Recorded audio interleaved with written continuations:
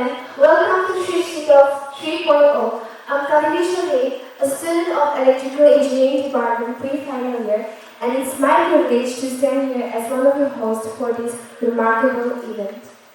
Myself Shristi, sophomore student of Mechanical Engineering Department, and together we are excited to guide you through an evening filled with thought-provoking discussions, inspiring talks, intellectual discourse, and innovative ideas. Your presence here this evening speaks volumes about your commitment to learning and your passion for exploration. It's an absolute pleasure to have each one of you here this evening.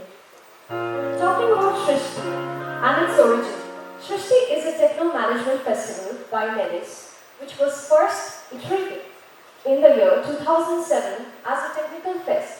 Later in the year 2008-09, management segment was incorporated and it hence became a Techno-Management fest. Shristi is a platform that encourages students to showcase their innovative ideas, experiment with new technologies, and push boundaries. It brings together students, faculties, industry professionals, and experts from various fields, fostering collaboration, knowledge sharing, and networking opportunities. Over the time, the evolution of Shristi Festival has been remarkable, with each iteration surpassing the last, transforming into highly anticipated event that showcases the best of innovation and creativity within the college and other institutes. We have witnessed the increase in quantity and quality of events as well as greater participation. Shristi Talk is an event in NERIST that brings together diverse speakers, sharing insights and ideas, fostering connection, collaboration, and community, aiming to challenge the status quo and spark conversation that can shape the future. We have the privilege of hosting TEDx NERIST a number of times in the past. These events have featured one of the esteemed speakers such as social entrepreneur, Reward Chetri, Forbes Asia's top 50 young entrepreneur, distinguished writer and Sahitya Academy winner from Arunachal, Mamang Dai, LGBTQ activist Harish Iyer, and environmentalist 𝐒𝐡𝐫𝐢𝐬𝐭𝐢. Their talks have inspired positive change in society by addressing important issues and advocating for equality and sustainability. Shristi Talk, it is a homegrown initiative and has become a beacon of innovation at NERIST. It is a product of our collective passion, dedication, and vision. Over the years, it has become a viable brand for visibility and promoting young achievers. It is a platform that focuses on nurturing the next generation of thinkers and change makers, fostering meaningful conversation, evolution over the years. It has been graced by speakers such as Forest Man of India, Padma Shri, Jadab Pai, one of the prominent women entrepreneurs of India, Miss Arunachal, the recipient of Women Transforming India and 2018 and Nari Puraskar 2022, and Srimati Santa Sharma, first runner-up of MasterChef India 2023, to name a few. Shristi Talk promises to be engaging, innovative, and hugely motivating as the guests lined up for this event have created a niche for themselves. The theme for Shristi Talks 2024 is Empowering Futures, Connecting Communities. The speakers will narrate their journeys through stories, some told and some untold. But each one of them is a perfect example of progress defying insurmountable odds. Talking about Vartalap is all about delving into the nitty-gritty of the endeavors and more. That is personal and conversational dignity. The theme, free-willing, open-minded. Whether you are an academic, innovator, or simply a curious individual, Shristi Talks welcome you all to join us on a journey of discovery, collaboration, and inspiration. Together, let's explore new frontiers and shape the future through the power of conversation here at NERIST Shristi Talks. So ladies and gentlemen, without any further delay, I would like to introduce our first guest of this evening, Ms. Pallabi Hazarika. She is an esteemed woman entrepreneur who founded the Assamese Jewellery brand Prajapati Assamese Jewellery in 2016. She utilizes platforms like social media and other platforms like Facebook to promote Assamese culture through her creations. With support from friends, family and clients, Ma'am Pallabi opened her boutique in 2018 with a vision to empower women. She organized an annual event called Patna Day, providing a platform for women to showcase their talents and foster solidarity. Ma'am Pallabi has received prestigious awards like Dr. Pallabi Hazarika Award and the Indian Achievers Award. She was also recognized as the best woman entrepreneur by the Rotary Club.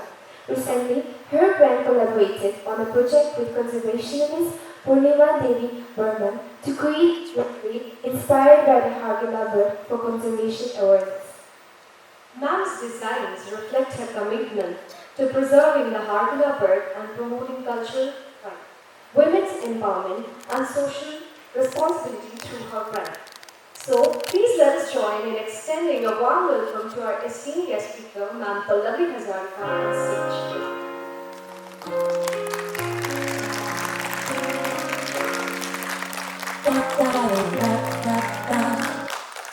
Very loud. Ladies and gentlemen, please put your hands together for very famous designer Pallabi Hazarika from Royal Trends. She's a very, very popular designer, jewelry designer. The name of the brand is Prajapati Jewellery. Ma'am, it's such an honor and privilege to have you here tonight. How are you feeling? Overwhelming, actually. I was so thrilled from the morning only. I was in the inauguration program and listening to all the dignitaries. And I was thinking like when our part will come, and definitely it's a very amazing day definitely to be here. Thank you. Thank you so much, ma'am. The stage is all yours. So good evening everyone. I was very overwhelmed by the announcement and the introduction they have given, and I'm really thankful, and what to say more, just I want to start.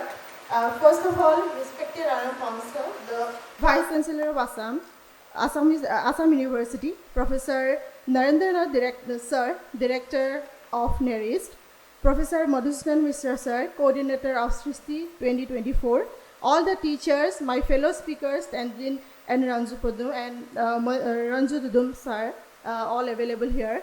So, I am Pallabi Hazarika. I'm coming from Guwahati for this event, and really first I would like to extend my gratitude for this evening, and I am grateful for this evening, and I want to thank Professor Ranju Dodum Sir, who has invited me for this evening to say about my journey, how I have started. So when about my journey, if I have to say, then I born in a village called 𝐒𝐡𝐫𝐢𝐬𝐭𝐢 in a very very small village that is in Lakhimpur. Basically, I'm from North Lakhimpur, and somehow my journey started in the village school only. So when I have started my journey, and I have to say this, that I was so I were unprivileged. Even I didn't wear a slipper to my school because it feels like very odd. Koi nahi pehna hai, if I will wear a slipper, so it fits very means odd. So I did not wear that, and that was like continued till class 7. So that was my journey as a kid. Then I have started my journey from class 9 and 10. I have done my schooling in different school. Then after completion my SSLC examination, then I have taken my graduation from Bipuriya College. And fortunate enough, I have met very amazing persons there in Bipuriya College, and especially then I met my teacher, Professor Ranju Dodum sir, and our teacher, we are lucky enough at that time that our teachers has inspired us a lot. When I was in Bipuriya College, then Ranju Dodum sir was teaching us English subject, and at that time, so he was teaching us English subject, and sir always told us, this is just a pond. When you will go outside from this pond, then you will get an ocean. And that was true. When I went to Guwahati in 2002, that was the first time I have visited Guwahati, and being a village girl from coming from a very small town girl, it feels like it is really a ocean, vast ocean, and the things are like changing rapidly. And I was totally like numb at that time. I was not able to like adjust how to cope up with all the friends from other big schools. I am coming from a village. I was totally numb at that point. But suddenly, somehow I was so much into my cultural things, and I was so much into my dance, acting, and singing, all these extracurricular activities that has somehow helped me to go with the flow. It says like that. So I have participated like in every other core curriculars activities in my college, and somehow my teachers at that time, those were they have noticed me.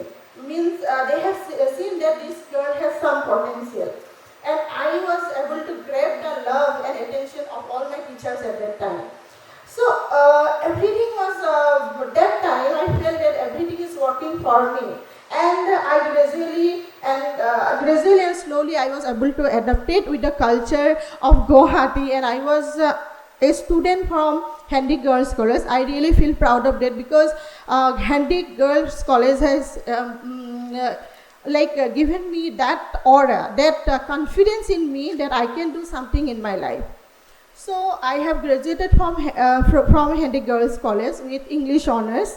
Then I thought that to choosing a after that, always it happens like we have to choose a job, or I can have become an earning source for my family. I was in Guwahati, and my parents were here in Lakhimpur. And at that time, my brother was also studying. So it was somehow becoming a bit difficult for my family also, how to support me at that time for my other graduation purposes. So I thought better to choose the career, better to choose a degree. I have to choose a job. And immediately I have started giving interviews for job. And lucky enough, I got my first job in Cipla Pharmaceuticals, and today I don't feel I feel proud that I have started my career as a medical representative. And that was the time I was I have traveled around the whole India through the tours, because as a medical representative I have to manage lots of travels, because that was a need of the job, because I have to attend meetings, regional meetings, zonal meetings, all of that. Then at that time the corporate thing was it feels very amazing, because we stay in a called 5-star, 4-star hotels, and they provide good food, good stay, and what at that time, at the age of 20 or 21 years of a girl, what more I could have asked for at that time. So my journey was at that time very thrilling, and I was happy. Yes, I was very happy as a 21-year-old girl, and I was doing my job perfectly. So I have left my studies then, because I have took admission even in LLB also, but I have left everything. Gradually, when I was doing that job, I have seen one thing, that the confidence level they have built up in me, the company, was really high, because I was not afraid of doing solo travels. I used to travel every nook and corner of India, and I don't feel hesitation, I have to go there or go here, like that. I can travel everywhere. That was my mindset at that time. And that was built by actually that company, that corporate sector training, everything helped me out, because it was a marketing job. So I was so confident that if I will launch a brand in my life in future, I can sell any product. That was my thought process. Then I have worked, then I was promoted as a manager. I have promoted as an area sales manager, and I was lucky enough that I have 7-8 boys under me whom I have trained, and they are doing very good in their life now. And the thing is that at that time, I was thinking that I can also launch a company. I was small. My age was, I was in the tender age, I can say, like 20, that was the time of my 24, 25 years. But still in my mind, that was like, I will build a company of my own. That was my only dream at that time. I don't know from where that strength came into me. So I was like, then 7 years in corporate sector I have worked. I got trained, based on this training I got. Then after that, in my home actually, in my family, everyone is working in government sector. Okay? So my father and mother definitely wanted me also to be a government employee. So according to the wish of my parents, I thought, why not to apply for a government job? And lucky enough, in my first go, I have cracked, I got a job in high school. So that was my first government job. And I left my corporate job at that time because I have to make my parents happy. So I chose to be a government employee. And that was after my marriage. And then I joined a government job and I was not happy then. Like the dilemma came into my mind, why I have done this? Like I was questioning myself, what is the reason why I have done this to me? Because I was so happy in the earlier job and I was doing so good. Why now I have chosen this where I am not happy? But my parents were definitely happy and my siblings were happy because they are also in the teaching line and my brother is sitting here only. So he is also into teaching. My sisters are also in teaching. So obvious that the family was happy.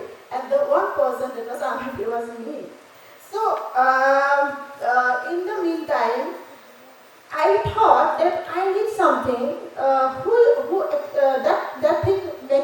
will make me happy.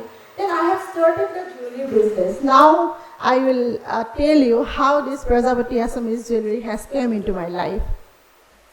So that was 2006, 2005 and like in December, and there is a thought came into my mind, just like a spark, that I am so fascinated to jewelries. I'm so fascinated to good clothes. I love to wear very good clothes, and I dress up very well. I go I have a love for jewelry. So I thought that this liking I can convert into business.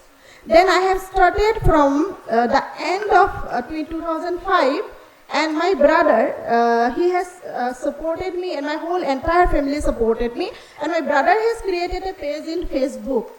Okay, so many of you will feel like Facebook or Instagram itna sahi nahi hai, but it really worked for me. And in 2006, we have started a page, Prajapati Assamese Jewellery, and this page is still continuing like that.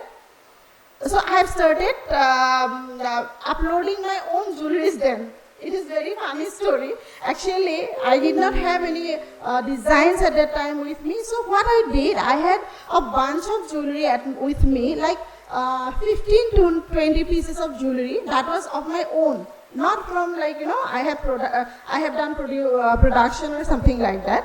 So eventually, I have clicked the picture, and pre-picture I clicked by myself only. So I clicked the picture and I uploaded in Facebook. I have done one thing there. I noticed that previous other brands that are doing well at that time were not focusing on the the properties के बारे में, what is the significance of this jewelry, what is the history of the jewelry. They are not focusing on that. They are just selling it. So I have found this strategy that I will focus on that. And eventually I have started writing about the jewelry and started uploading in Facebook. And within no time, I get the attention from all over Assam, and it was a big hit. Then I thought, then I can now go forward. So like that, I have started from I still remember my first bill. That was 11,800 rupees bill. Okay. So that was the investment I have done at that time, because I was skeptical, right? I was skeptical because I am doing a job. So I will, whether I will continue with it as a full-time work, or I will do it as a part-time or as a supporting my earning like that. So then I realized when I was selling from 11,800 rupees. Then gradually within 6 to 1 year, I was about to sell 3 lakhs of rupees from home only. That was the biggest hit. I have started calculating what I am doing, and it's giving me so much business. Then I have understood business gradually. I have tried to understand business, how I have to proceed further. Then after that, I have worked 2 years from my home only. And you won't believe, regular basis I got 3-4 clients in my home, and they used to come to my home and they purchase from my home. And I have made a almirah in my living room, and I have done all the decorations and everything. And people used to come to my home and they purchase a big amount of jewelry. Then in 2018, I requested my husband that this is the time I want to follow my passion. And I'm lucky enough that my husband and my in-laws are so supportive. They have said that yes, you can do it. You are so much passionate about your work. You even don't sleep while you're working till 1 a.m., 2 a.m. We have seen like that. So you should go move forward. So I have opened a boutique named Prajapati Assamese Jewellery in Guwahati, that is in 𝐒𝐡𝐫𝐢𝐬𝐭𝐢 area. That is a prime location.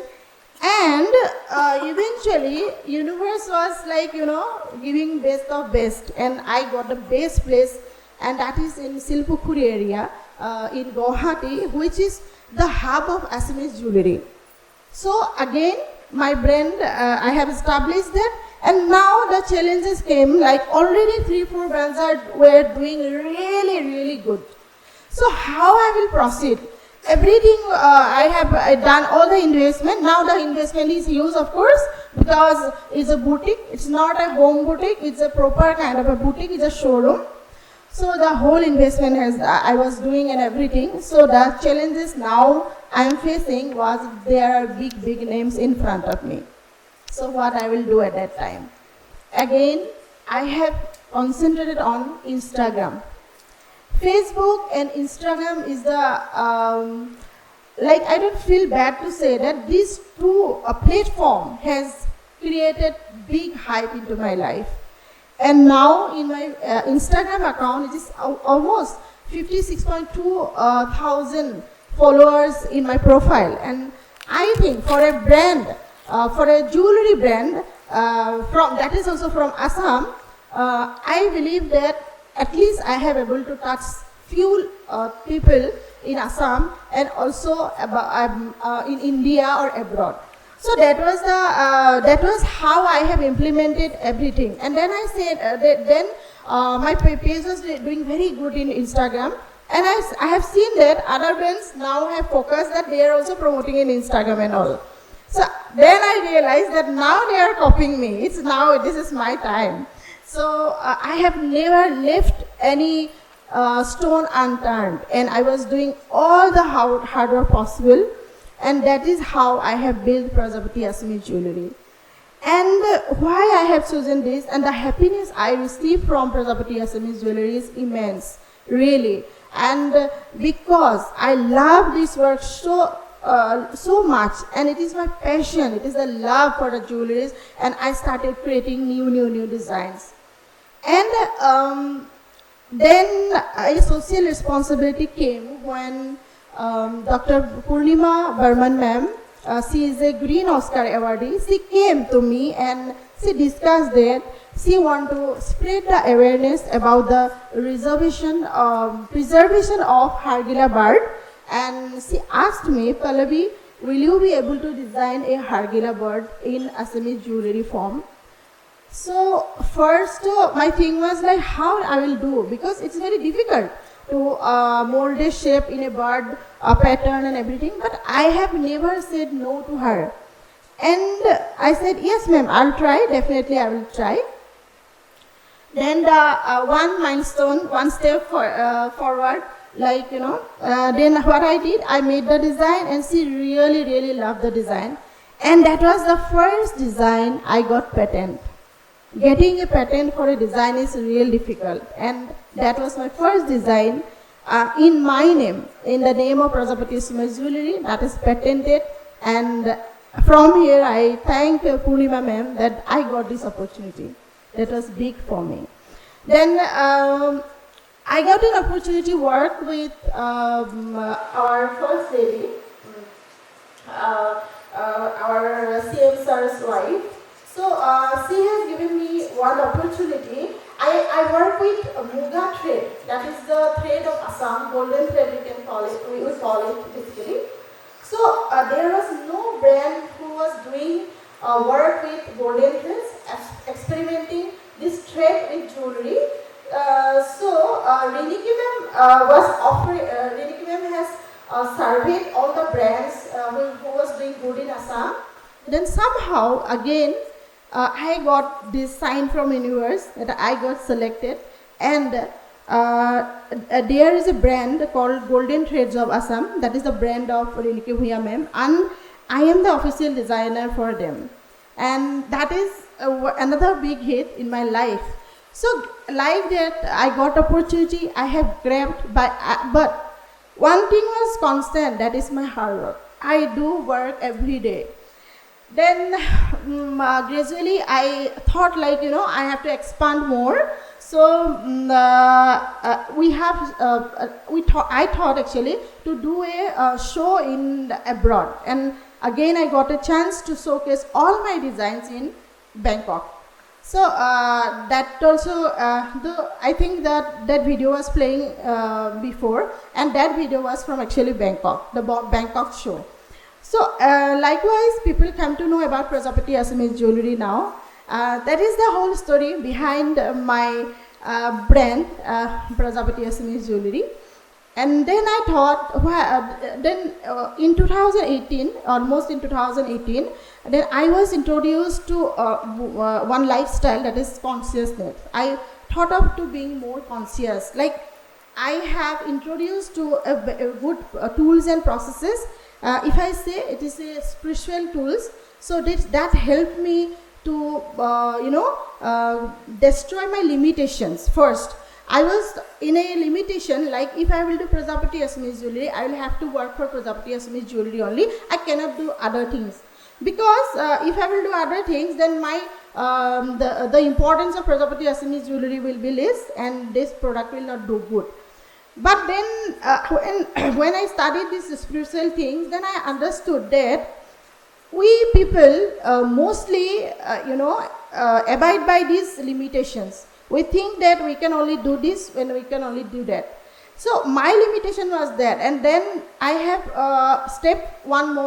given one more step forward, and then I have started with a podcast channel, that is Kotha Studio named. And just to give you an example how limitations actually works.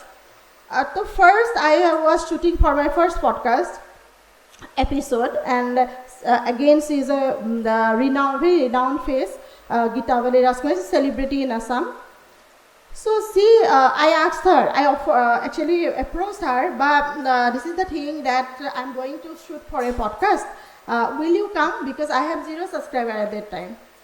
So then I asked her, and she said, yes, Pallavi, if you are doing, because we have a very good bond. And first time when I uploaded, then I saw that it was 3,000 views आगे है. ऐसे करके मैं देख रही थी बार-बार how many views are coming. Okay, so I was constantly checking my channel. But I don't know how this episode got hit. Within no time, hardly within 7 days, that podcast had hit 1 lakh views. That was again a miracle for me. So my thought was, my limitation was into 10,000 views, right?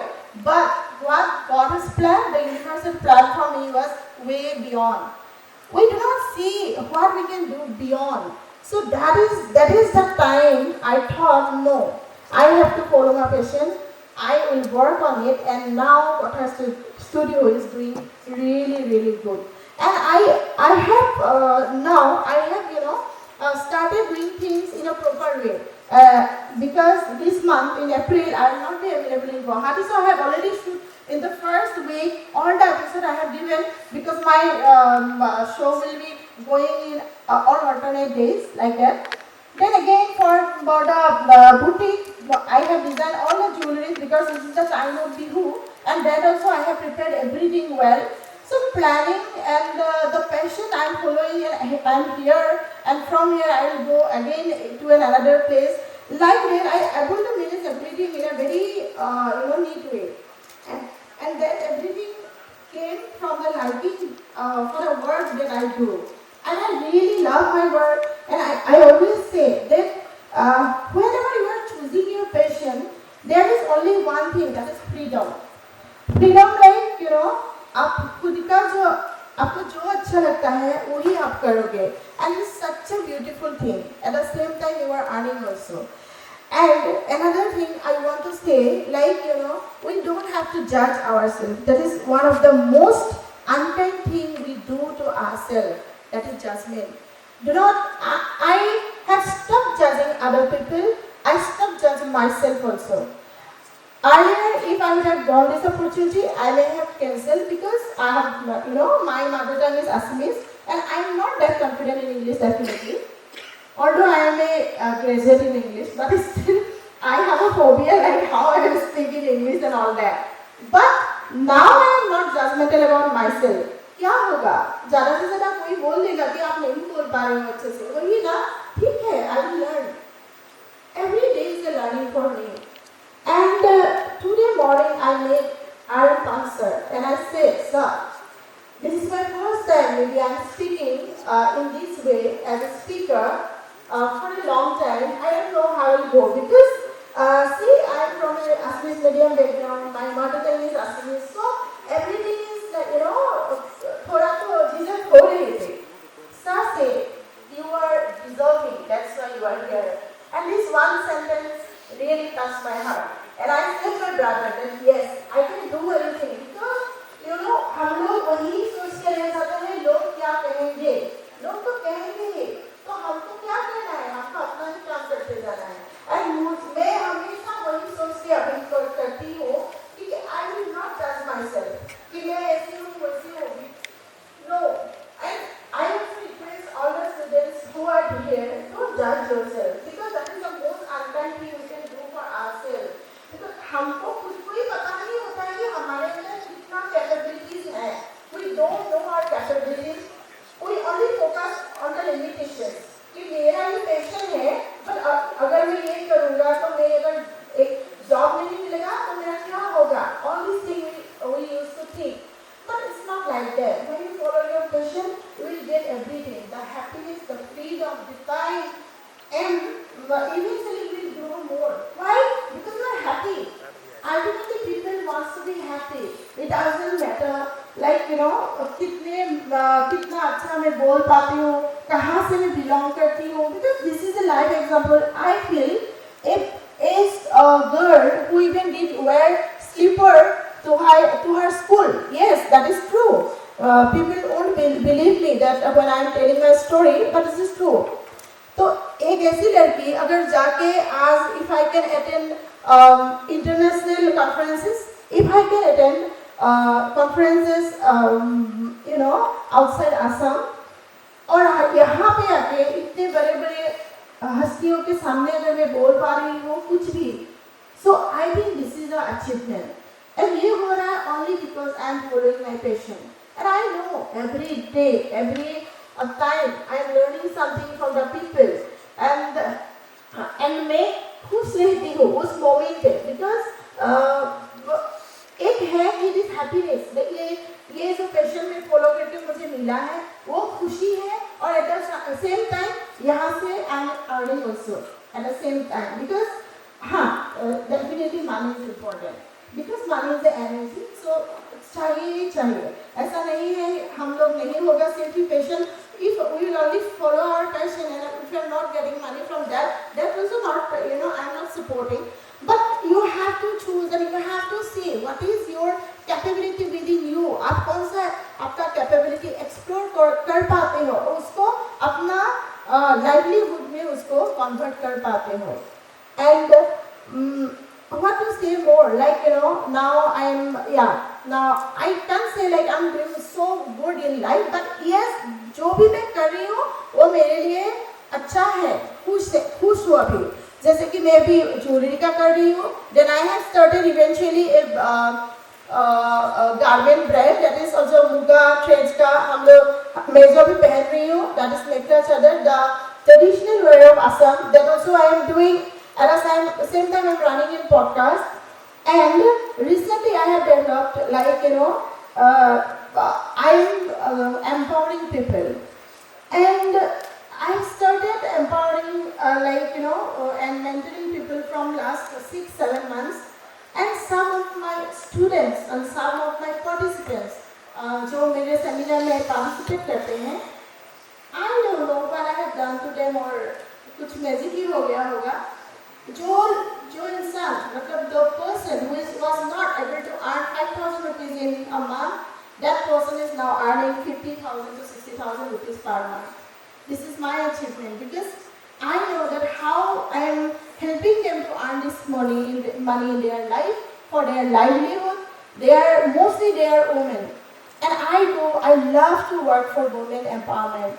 That is why I have started an event named Patmadoi. And in the Patmadoi event, there are 800 women in one hall. I usually book ITM Mashkua in Guwahati, one of the best auditorium in Northeast. And the seat capacity of the hall is 1,200 people. And mostly in my program, there are almost 800 women who comes and participates in my event. And in the backdrop, you will see almost 150 and 200 women working for me. They are makeup artists because I belong to fashion industry. They are makeup artists. Again, they may be a mother of some 2 children, and someone is working in somewhere but still working with me. Models who are pursuing their potentiality. They want to showcase their talent in my program.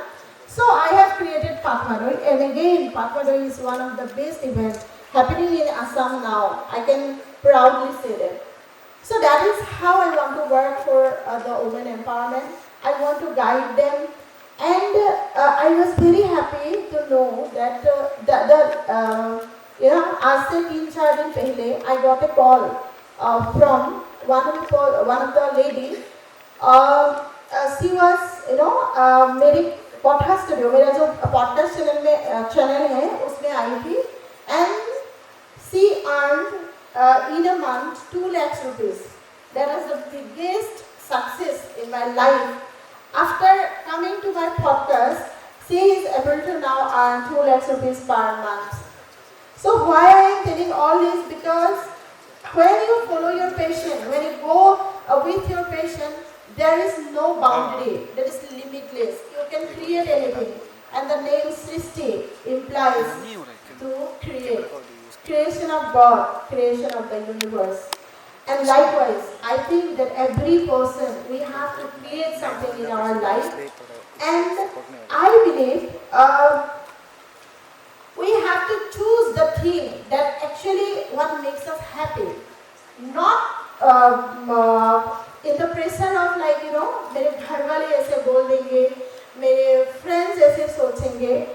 Even if I will see my journey the very first days, मैं एक bag लेके I used to keep all my jewelries and I used to go to my friends' places so that I can show my designs. Not because I am going home to home and I am doing a marketing आप लोग ले लो मेरा jewelry. Not like that.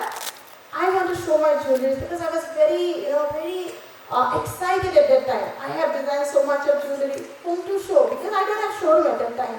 So I keep all my jewelry in a bag and I used to travel. So I called some of my friends, see, I have designed this jewelry, will you see? See, I came to know that this message spread in a very wrong way. People started calling, Pallavi तो अच्छा पढ़ाई में तो अच्छी थी, लेकिन अभी bag लेके घूमती है और ज्वेलरी सेल करती है, like that, बट अगर उस टाइम मैं रुक जाती तो प्रजापति नहीं होता। अगर मैं उस टाइम रुक जाती तो कथा स्टूडियो जो मैं अभी चला रही हूँ, that is a 6 month baby now, वो नहीं होती। I have a baby of 9 years boy. So सब कुछ मैनेज करके if I am doing and I am following my passion, so मैं चाहती हूँ everybody who is sitting here or who really wants to follow your passion, I can only say that yes, follow your passion. Go by your intuition. Never judge yourself. You are limitless. You are infinite being. Be infinite being. We can create anything in our life. Do not finite your thought processes. Do not finite your surroundings. Do not limit your things like मुझसे ये नहीं होगा. That is the most मतलब क्या ही बोले, it's most unkind. हम हमेशा खुद को बोलते हैं कि ये मुझसे नहीं होगा, how can I do this, मैं कैसे कर पाऊंगी ये, लेकिन ऐसा कुछ नहीं है, आप बस फॉलो करो। मैं अगर यहाँ पे आके इतनी टूटी फूटी हिंदी और इंग्लिश बोल के कर पा रही हूँ, तो मैं चाहती हूँ कि आप लोग भी करो। अभी तो यंग जनरेशन का आप लोगों का इतना ये टैलेंट है कि आप कुछ भी करके भी मतलब दुनिया को दिखा सकते हो कि आप क्या कर सकते हो। You can do anything in your life and make it your career. I always suggest that definitely कुछ ना कुछ तो देयर विल बी लाइक कुछ ना कुछ तो बाधाएं आएंगे, but our only thing is to do hard work and I always say give quality to your creations. आप जो भी करते हो आपका क्वालिटी सबसे ज़्यादा मैटर करता है। मेरे सामने भी बहुत सारे बाधाएं आए थे, but I have only taught them how to overcome that, and only my work was to I keep on doing. I have never rest. I was continuously doing, and I got never frustrated. Definitely कहीं ना कहीं एक मन में आता है कि success होंगे कि नहीं होंगे, तो उस वक्त I always take a step back and I just sit and I keep that patience in me that ठीक है नहीं हो रहा है ठीक है, but I will keep on doing. And ऐसे करते करते मैं थोड़ा ऐसे करते ही थोड़ा आगे बढ़ पाई हूँ जितना भी अभी तक हुआ है। So I think वही मतलब पेशेंट के बारे में मैं वही बोलना चाहती थी कि जजमेंट का इश्यूज तो हमें हमेशा ही आता है। So you have to be like हमेशा खुद को ही आप मोटिवेट करो, आपका खुद का जर्नी ऐसा बनाओ कि you will have to when you see your journey यही आपको मोटिवेट करे। Now when I see my last 7 years I feel like yes, I have done something. I came this much and I will now go to somewhere and I will create more and more in my life. Maybe more magic, more miracles in my life I will create. And one thing in our life is that we cannot change our past. Past is past. जो हो गया सो हो गया, अभी उसको कुछ नहीं कर सकते हैं। And eventually we can only change our future जो आएंगे, how successful that will be, that will matter how we work today. आज का दिन में जो मैं करूँगी वही मेरा कल में दिखेगा। So if I will make every day a beautiful day, a creative day, एक बोलते हैं ना कि fruitful day, then when I will see my past, then I will see that yes, I have done something in my life. That is the what I want to tell to all my students out here. I don't know how much I can inspire you with my talk, but this is my story from a little village girl to people now calls me entrepreneur, and I have accepted it. I'm a woman entrepreneur and I really love to empower people, and whatever possible in my way, जो भी मेरे सामने आएगा जैसे भी होगा, I'll definitely empower people. I'm always ready to especially I love to, as I said, I love to empower women. So मेरे दिल में हमेशा यही रहता है कि जो मैं चाहूँ वो मैं पाऊँ, चांद तारे तोड़ लाऊँ, इतना ही साकार है, बस इतना ही मेरा ख्वाब है। Thank you. Ladies and gentlemen, once again, please give a huge round of applause to Ma'am Pallabi Hazarika.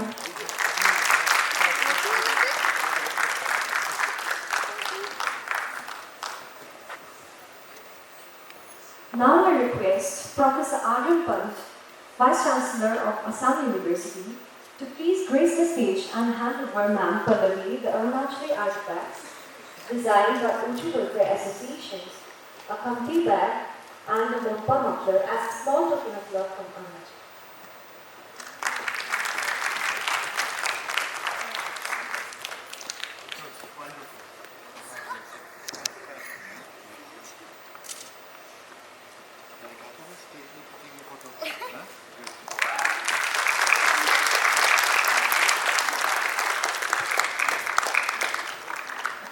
Now the stage is set for Q&A session, so I request the volunteers to be ready. First opportunity I would like to give to our guest speaker, Ma'am Tenzin and Sir Dodum. If you have any questions or anything you want, our Ma'am Pallabi, so you may take your time.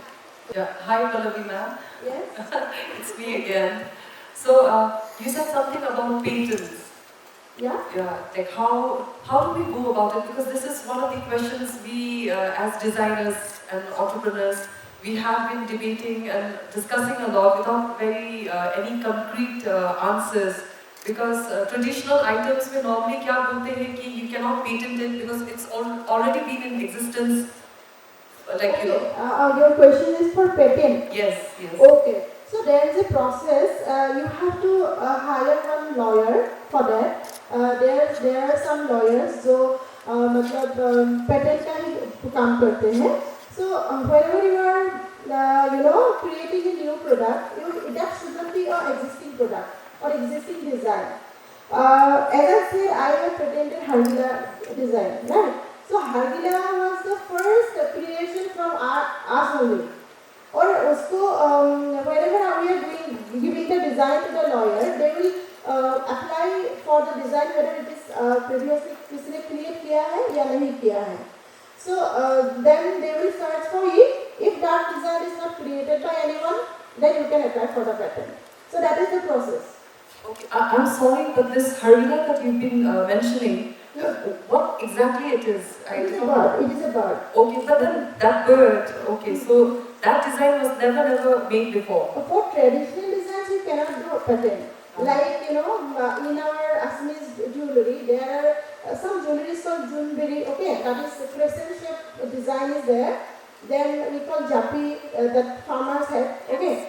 We cannot do patent for those designs. For that, we are doing GI. Now we are, applied for GI, the geographical index. That will very soon, I think, we will get for Assamese jewellery. But that we cannot do patent for my own brand because it is a traditional thing. It should be a new creation. So anything that's a GI, we cannot patent it, right? No, if you suppose the one thing has got already GI, that cannot be do patent again because that is already, it's kind of a patent only, right? Okay, thank you. Thank you, sir.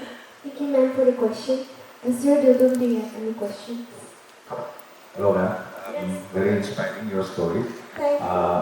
I just want to ask, now when I see one of your designs, obviously, you're from Assam, so you want to also design jewellery that sticks to Assamese motifs and Assamese ethos, which has a consumer market for Assamese people and maybe even the Northeast. But as a jewellery designer or even a fashion designer who would like to adhere and stick to our traditional patterns and motifs, how do you break that market from just beyond your community? Because my question is, tomorrow if you open a store in Mumbai, do you think there would be enough interest amongst somebody from a Mumbaiker or some Gujarati person who would be drawn to your designs?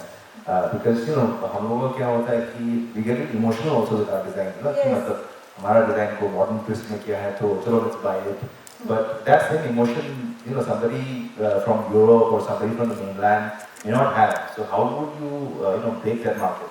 Yes, I got your question. Thank you so for the question. Actually, yes, right. It's very difficult because I'm doing with traditional jewelry.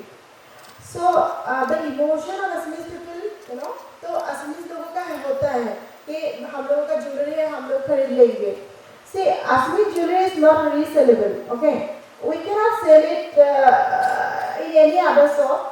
Like we have purchased a gold jewelry and we can sell it, you know, reselling value है. But for Assamese jewelry, it's not like that. So from the very beginning only, for a global market, it is a challenge for us.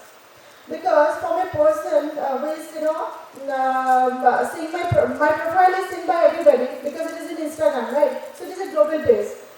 So a non-Assamese people will not got that much interest, and when they ask me questions in Instagram, there are lots of questions. First of all, kitna hai sona? How much gold is there? So basically, we do work in silver. Okay, silver, and the things we do either by, you know, plating 24 karat of gold over it, or otherwise it's gold dip. But it cannot measure the actual proportion. Kitna hota hai, kya hota hai. So it's very difficult to tap that market. It is untapped market.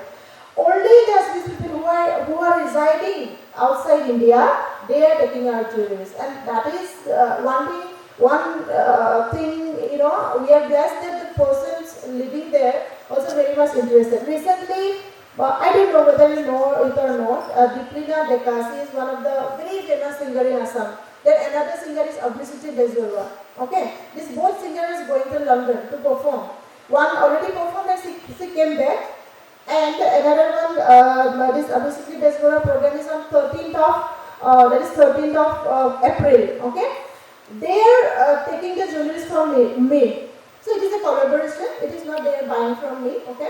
So I have to do that collaboration because I get a huge view, like millions of views. And it is a marketing tactics. They also give me support and I also give them support, vice versa. So now when they will go to perform there, the Assamese people will easily get attracted. Okay. Then they will ask from where you have taken this. Then immediately they will refer my name. So likewise, we are tapping the market of only Assamese people residing outside India, not the global market. For the global market, I have once I have done an international exhibition in Delhi. There I have designed very minimalistic jewelry. I have seen outside India, वो लोग बहुत छोटा-छोटा pendant या earring पहनते हैं, ठीक है? और हमारा असमी जूलरी तो बहुत बड़ा I used to create big jewelries, like, you know, मेरा शौक है ऐसा.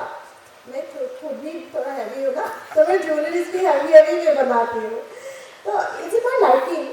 So then I have seen the global people, the foreigners don't get attracted to our jewelries, like, you know, that pendant shape and all. So I have started one line of jewelry that is completely been you know, silver में करते हैं उसको, छोटा-छोटा pendant है earring में. अभी वो बहुत स्मॉल मार्केट है जो मैं टैप करने की कोशिश कर रही हूँ. इंटरनेशनल मार्केट मतलब कॉन्फ्रेंसेस जो होते हैं, I go from Netflix. I have a connection with Netflix in Assam. So वो लोग भी मेरे को भेजते हैं to exhibit our jewelries. So try कर रही हूँ कि you know, to aware them, make them aware about our products. But yes, it is an untapped market and it is a challenge for us. Thank you. Thank you, Ms. Dodum, for the question. Now the question round is open for the audience. If anyone would like to ask our ma'am any question, she has graced us with her journey of dedication and hard work into her brand. So if anyone would like to ask a question.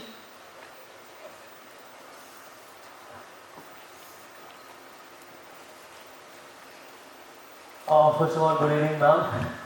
Ma'am, your journey truly exemplifies the fact that whatever is meant to be will happen, and that all we have to do is, believe in ourselves, follow our passion, and most importantly, not to judge others as well as ourselves. Yes. Right. So, ma'am, I have basically two questions. So, I'll be taking a bit of time of yours. Yeah. So, ma'am, my first question is, ma'am, earlier you mentioned that since a very tender age, you've had this liking to start a business or an entrepreneurship venture from your own side, right? Right. So there must have been a reason, either when you were a teenager or when you were a child, which must have, inspired you towards this particular thing, be it consciously or subconsciously. So could you kindly tell us like what that reason must have been? Yes, thank you for the question. Actually, मेरा रह गया था ये बोलना. From the very childhood, मतलब बचपन से ही मैं बहुत डांस करती थी. अभी मुझे देख के लगेगा नहीं, but I was a dancer. Okay, I have learned Satriya. I was a Bihu का जितना भी होता है प्राइजेस सब मेरे घर में ही आते हैं. अरे मेरे भाई आज भी है यहाँ पे doctor Padma Hazarika. He is my constant. वो हमेशा मेरे साथ ही रहते हैं. मतलब कहीं पे भी जाना होता है. So from the very early मेरा एक ऐसा था. I was मेरा ऐसा था कि I want to do something by my own. मैं किसी के कंट्रोल में मैं नहीं रहना चाहती थी. That may be one of the reason, maybe like that. Then I told you ना, I have worked for a corporate. Then in corporate sector आपको ना when you start doing job, they will आपको इतना कुछ दे देगा ना, you cannot see here and there. Like पैसा भी अच्छा दे देगा. They will keep you in star hotels. They will give you मतलब जब लैपटॉप दूसरे के पास था ही नहीं, then I was using laptop. Like that way. So आपको बहुत ज़्यादा ये सब में कर देता है. I can say exploit word. I don't know it's right or wrong, but like that. So सीखने को बहुत मिलता है, but हम लोग ना उसी पे रह जाते हैं. This much of salary you are getting is a very good salary, okay? And वो कहीं पे कहीं passion आपका चला जाता है. Then I was like, as I said, I was not bound by rules. मैं नहीं रह सकती थी. तो मेरा ऐसा होता है कि मेरा creative mind चला जा रहा था eventually, है ना. तो I thought no, I'll do this and I will create employment. मेरा हमेशा ही था ये. I don't know from where it came, but my mind was like, I have to create employment. Now I have 40 artisans working in my team, and direct employment is 5 जो मेरे boutique पे काम करते हैं. Right. So अच्छा लगता है. मतलब that satisfaction. I was somewhere I was searching for the satisfaction. Yes. Okay, got it now. Well, that was such an interactive session. Thank you, ma'am, for answering the question. May I now request Professor P.R. Gajwal, Dean of Students Affairs, to please come up to the stage and present our guest speaker, Ma'am Pallabi Hazarika, with a Shristi talk souvenir as a token of appreciation.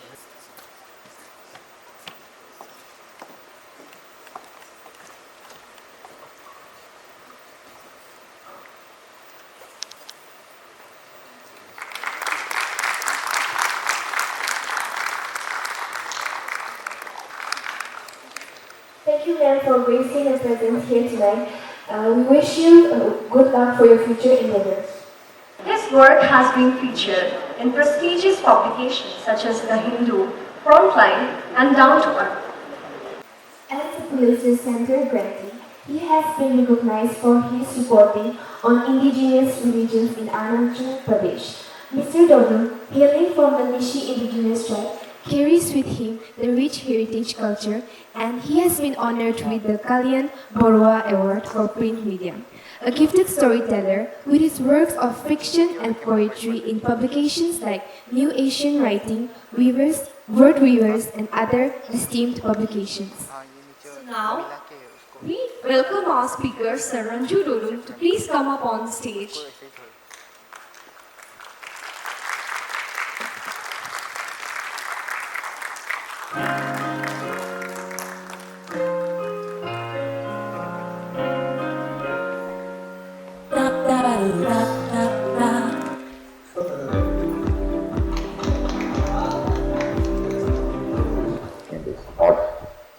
Sir, it's such a privilege to have you here tonight. How are you feeling? So far so good, yeah. Thank you for having me here. Are you nervous? Usually I'm on the other side asking the questions. So yeah, a little different perspective for me. So yeah. The stage is all yours. You may take your time. Thank you. Should I stay on the center or is this going to follow me? Yahan jaun, wahan jaun. First of all, very good evening to everyone. Thank you so much to the organizers for having me and letting me share the stage with such esteemed panelists, speakers, all of our esteemed hosts. I would have said guests, but we are the guests actually. So our esteemed host, thank you so much for having us. Pallabi ma'am has actually set, I think has left so much inspiration in this room. I don't know what else I can say to to instill even more inspiration. She's already spoken about her journey. Not that I have had a very hero's journey as such, but nonetheless, this was as I was just responding to that question. Usually I'm on the other side. Usually I am the host or I'm the one coordinating the panels and panelists. So it's a little strange for me to be speaking rather than asking the questions, but here I am, which is also why I had to actually prepare something to, I had to actually have a structure to it. Usually क्या होता है कि for our press events, I am called in when there has to be a filler. Technical issues जब हो जाता है, like just now अभी जैसे हो रहा था, तो वो गैप हो जाता है, उसके बीच में कुछ बोलना पड़ता है, तो मुझे भेज देते हैं कि यार स्टेज में जाके कुछ बोलते रहो, just do some time pass for 2-3 minute के लिए. तो but for this I had to actually prepare. So hopefully you can stick to the pattern, stick to whatever small flowchart that I've made. In fact, this is the first time I'm actually making a PowerPoint as well. We don't have to do so much PowerPoint as I assume that the people in NERIST have to do. So मैं थोड़ा भूल गया था actually exactly. So I had to watch a few YouTube tutorial भी देखना पड़ा.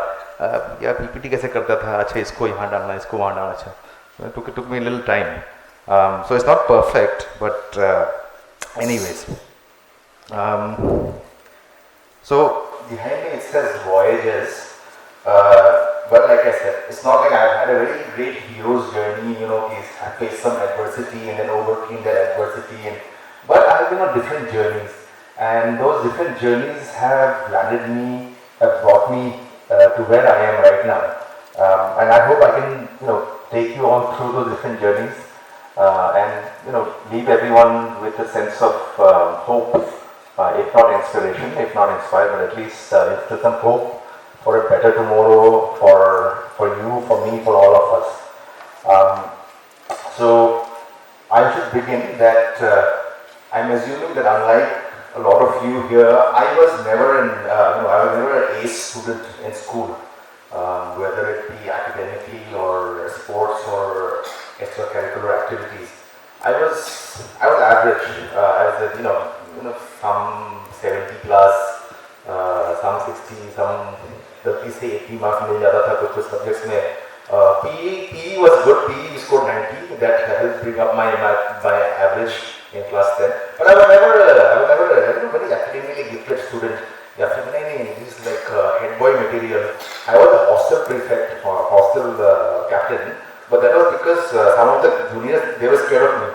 Not because I was very like, oh, you should look up to this guy. नहीं ऐसा नहीं था. मैं just थोड़ा discipline कर देता था, तो उसके लिए थोड़ा बहुत recognition मिलता था. But I was never a very academically gifted student. And then when I went to school, after school in college, my average academic career dipped even below. It went even further down. So if you thought I was bad in school, I was even worse when I went to college. But then I must mention, if I can go to the next slide, So I did have the good fortune and the privilege to study in a good school. That's my school. That's the school I went to. It's the Assam Valley School outside of Tezpur. The reason I wanted to put this in this slide was that I think, for me at least, I personally feel that it is very important that to build an excellent building, you need to have strong foundations. So the foundations that are laid at our formative years, in our early years, plays an important role in who we become and what we can become, or the potential, the ability to reach the potentials that we have. For that, I'm ever grateful. I will always acknowledge the fact that I got to lay my foundations at a very extremely good place. So I had a head start in that manner of speaking. Not everybody has those that kind of privilege. And even without those privileges, there are many people who have succeeded. And to them, it's those people whom I personally admire a lot. That even without the foundations of good primary education, good secondary and higher secondary education, there are a lot of people who have managed to overcome those obstacles and reach great heights. So those people I really salute. Personally, if I did not have this foundation, I would have failed and succumbed. I would not be standing here on the stage right now. Thankfully, I had those privileges and I managed to build on that foundation. And so, okay, so now moving on to college, right? So you go from this lofty, expensive private school. You go, even though you've scored below average marks, you think like you are Assam Valley se ho yaar, Saint Stephen mein padunga, Hindu mein padunga, or even a Ramjas. But but my marks were such, and because I didn't have enough connections, I ended up at Zakir Hussain College. Now Zakir Hussain College is not a bad college as such to speak of. Okay, it's an old college, it's an old institution.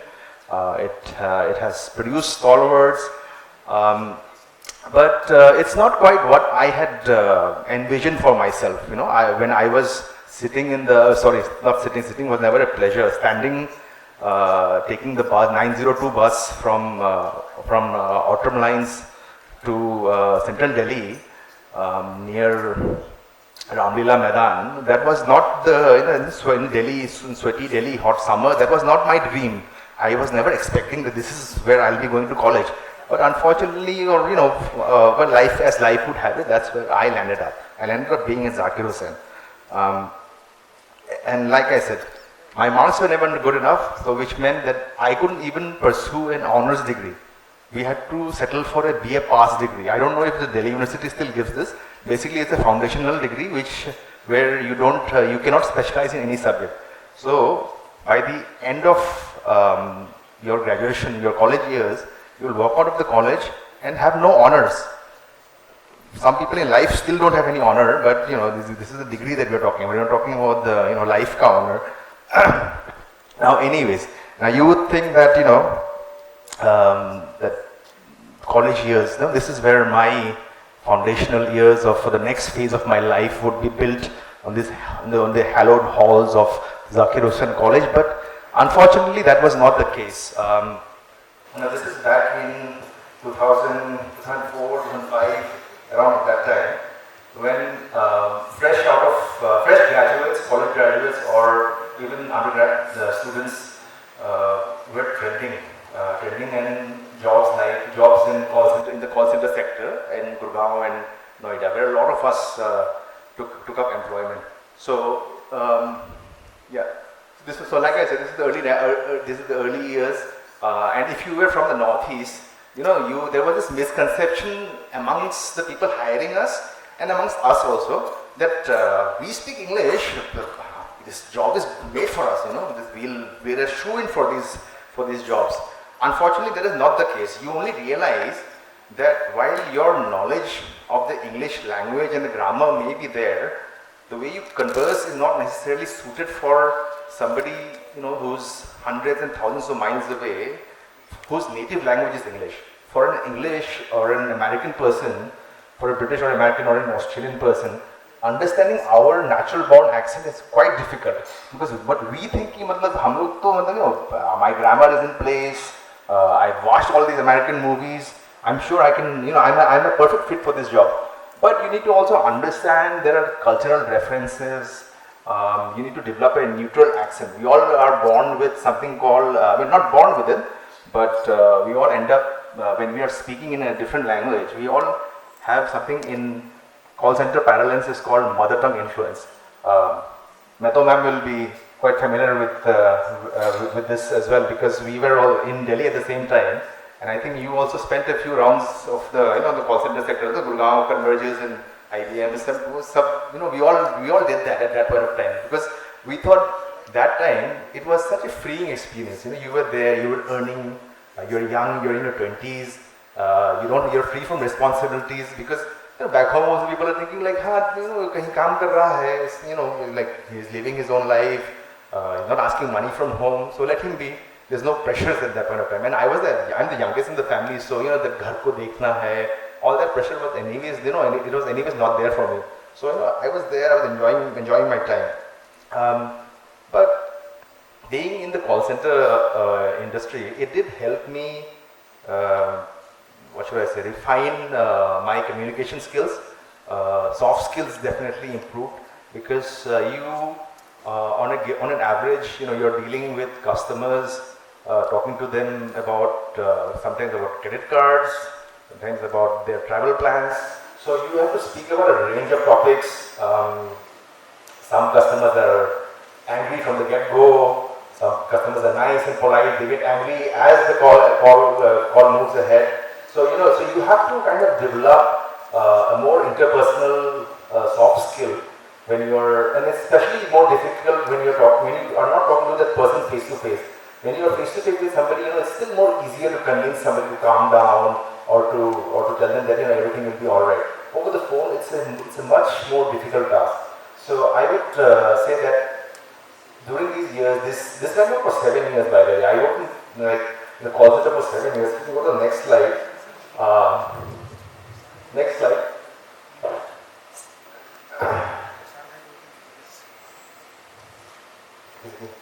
I think I need to go back to my call center training. Next slide. You know, understanding what I'm saying. So yeah, so that was one of the offices I worked at. That's Converges. But you know, this was the time when we didn't really think about career path. You know, we didn't think like corporate sector में, you know, कुछ जाके कुछ manager बनना है. You know, we thought like, you know, we just need to part time है. We have to go back only. घर तो वापस भी जाना है. You know, we always thought that. We never, I mean, at least for Arunachalis, you know, at least when you're somebody from Assam and even Manipur, you know, over there, people from those states, you know, still think they'll aspire to become something, you know. हमारे तो क्या है, घर जाना है, बस यहाँ क्या करना है, what are you gonna have you pay rent in like in Sabdajan for how many years do you stay there? You know, you want to go back, so you know, you change offices all the time. And I did okay, you know, all that like these certificates will mean absolutely nothing, by the way. This was like सिर्फ company में इसका value है, you know, इसने quality assurance में इसको ये मिला वो मिला. You take these certificates, it's not going to pay any dividends anywhere. No company anywhere will say, you were like the best caller of that month or for that 3 month, 6 month period. It has absolutely no value. But when you were there in the company, you know, these were small incentives that inspired you, that helped you to go ahead, to move on for the next 3 months until one day you call in sick and then you don't go for the rest of your life. You know, you don't go back to that. You get blacklisted from the company and you never go back to that job again. So you know, this went on for quite a few years, 7 years in the traditional field. You know, you leave companies. I tried learning Japanese for some reason. I thought that's my ticket out. You know, Japanese सीखेंगे and then you know वहाँ जाके Japanese आदमी को English सिखाएंगे. Then you realize that Japanese is very tough. It's like very difficult language. First of all, you have 3 skills. If you're writing English words in Japanese, there's a different skill. If you're writing like proper Japanese, that is half Chinese, and then there's another skill which I never done. I never even got to the third one. You know, forget about trying to teach them English. You know, मुझे खुद ही English Japanese सीखता है. You know, so you know you have this thing. Sometimes, you know, I also had friends who were like who just didn't want, you know, like I said, we were in our 20s, didn't want to go back home. फिर घर जाएगा तो ये कुछ ना कुछ काम ठोक देगा. You know, and then you go back home, you become a driver for your family. किसी को market जाना है, किसी को hospital पहुँचाना है. So everybody was, you know, trying to avoid going back home. One person even took up like special computer classes. Someone was studying to be an IS officer for the last 7 years. किताब खोल के नहीं देखा, लेकिन IS officer का सपना देख रहा था, क्योंकि मतलब घर नहीं जाना है, you know, घर से कॉल आते क्या कर रहे हो, prepare नहीं कर रहा था.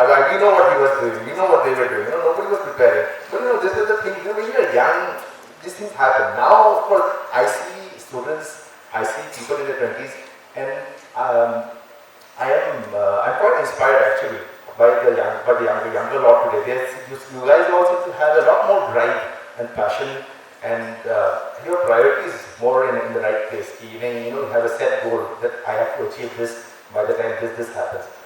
And our time, I think that was And then there was, I think, safe to say, was kind of missing. We were more relaxed and more chill. Which is why I think make such great teachers also. Such a relaxed and chill people are in front of me. John sir is there, sir. Tej is not a little bit not chill. He's not serious, but still, So we have such these things they were built upon us when we were in our 20s. So we've carried them on into our 30s and 40s as well. So, anyways, one day I got a call. I got a call from my uncle. He says, it makes sense to me also because I was also like, yeah, you're right. I mean, 7 years is it's a lifetime, 7 years is half the vanvas of the Mahabharata and Ramayana. 13 साल 14 साल वनवास होते हैं, 7 साल बैठ गए हैं, तो आधा साल हो गया, चलो तो लिस्ट हो गया, घर वापसी वाला सिस्टम, not that घर वापसी, different घर वापसी. So we had to go back. So I went back. And the problem was, I didn't have, above a business देखना है, या फिर there was not some acceptance letter for a government job or anything. There was nothing waiting for me. And back in 2011, I came back in 2011. It took me like a year to land a job. I mean, in the intervening time, I did have opportunities for the banking jobs, ICICI and HDFC and all of those. But personally, I never saw myself as someone who was willing to be, talking to customers and trying to sell them mutual funds and insurance and जो करते हैं, it's fine for them. I'm not taking anything away from people who are bankers or in that finance sector. Not taking anything away from them. People have done wonderfully over there. But it's just something that I personally didn't see myself doing. To be really honest, when I was in school, a good friend of mine here from Mizoram, we had always aspired that, we had in fact discussed also that let's pursue journalism after our school.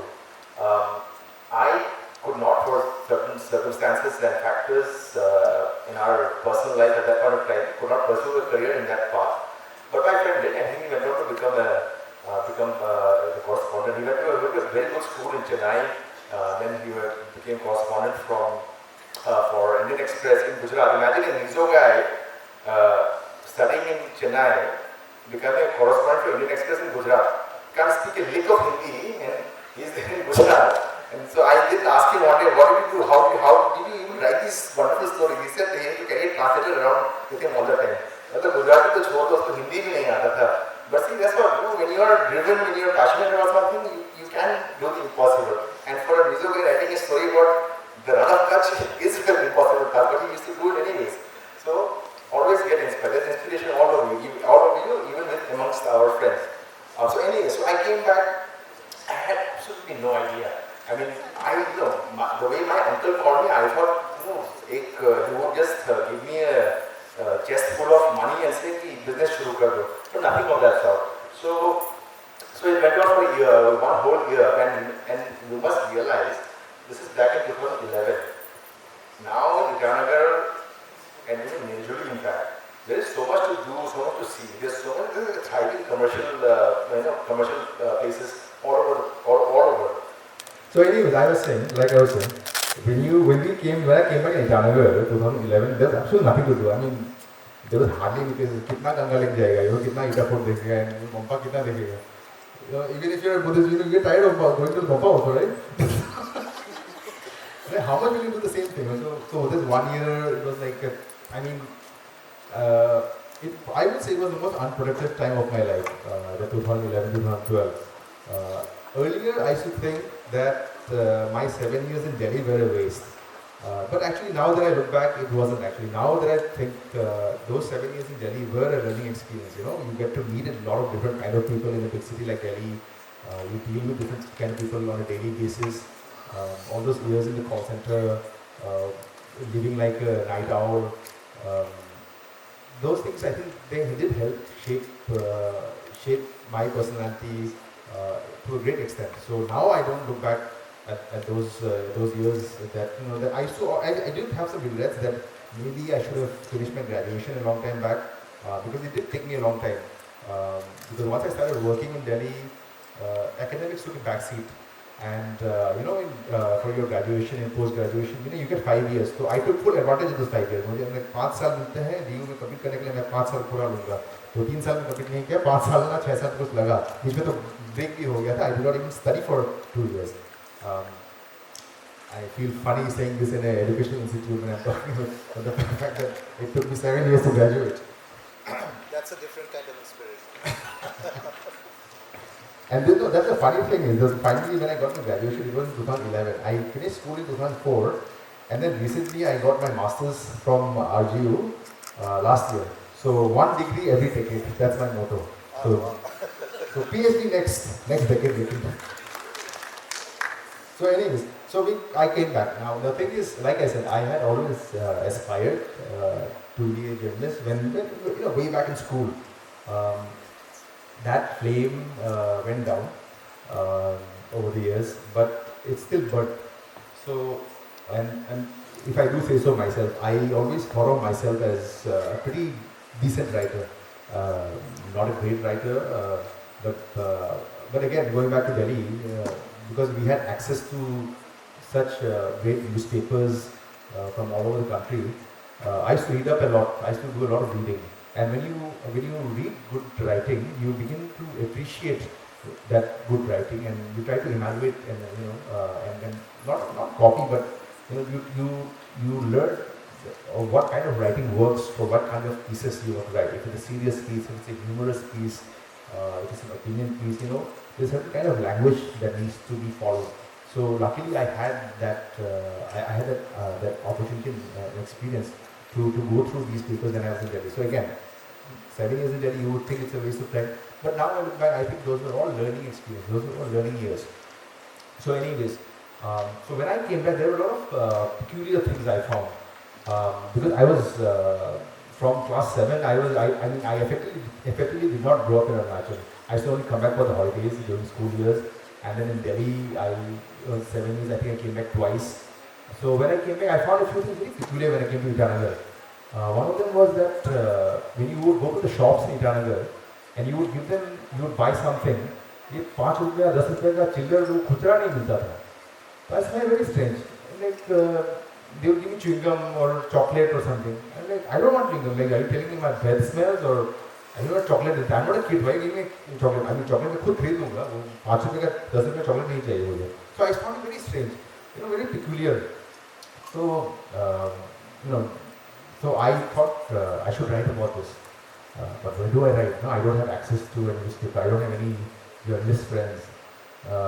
Then I realized that in our Arunachal Times, there's a letter to the editor section.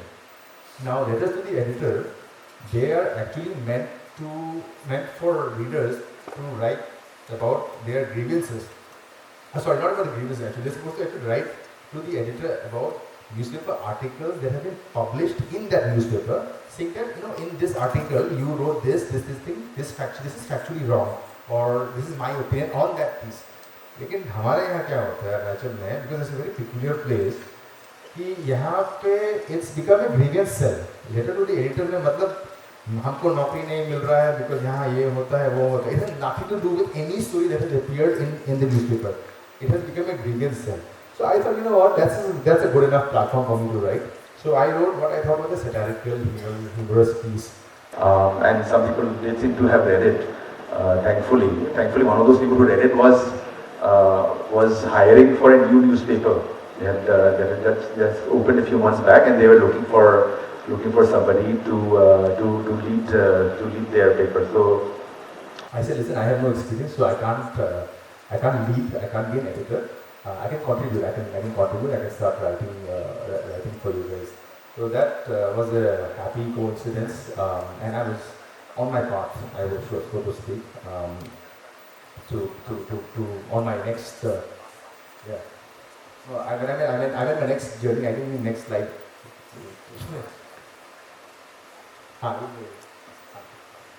Anyways, so luckily, yeah, like I said, thanks to Modi ji, but now we don't have to worry about, that kind of piece will never happen. अभी 5 रुपए का 10 रुपए का चिंता ही नहीं होता. You just scan a QR code, you don't have to worry about. So those kind of articles will never appear again.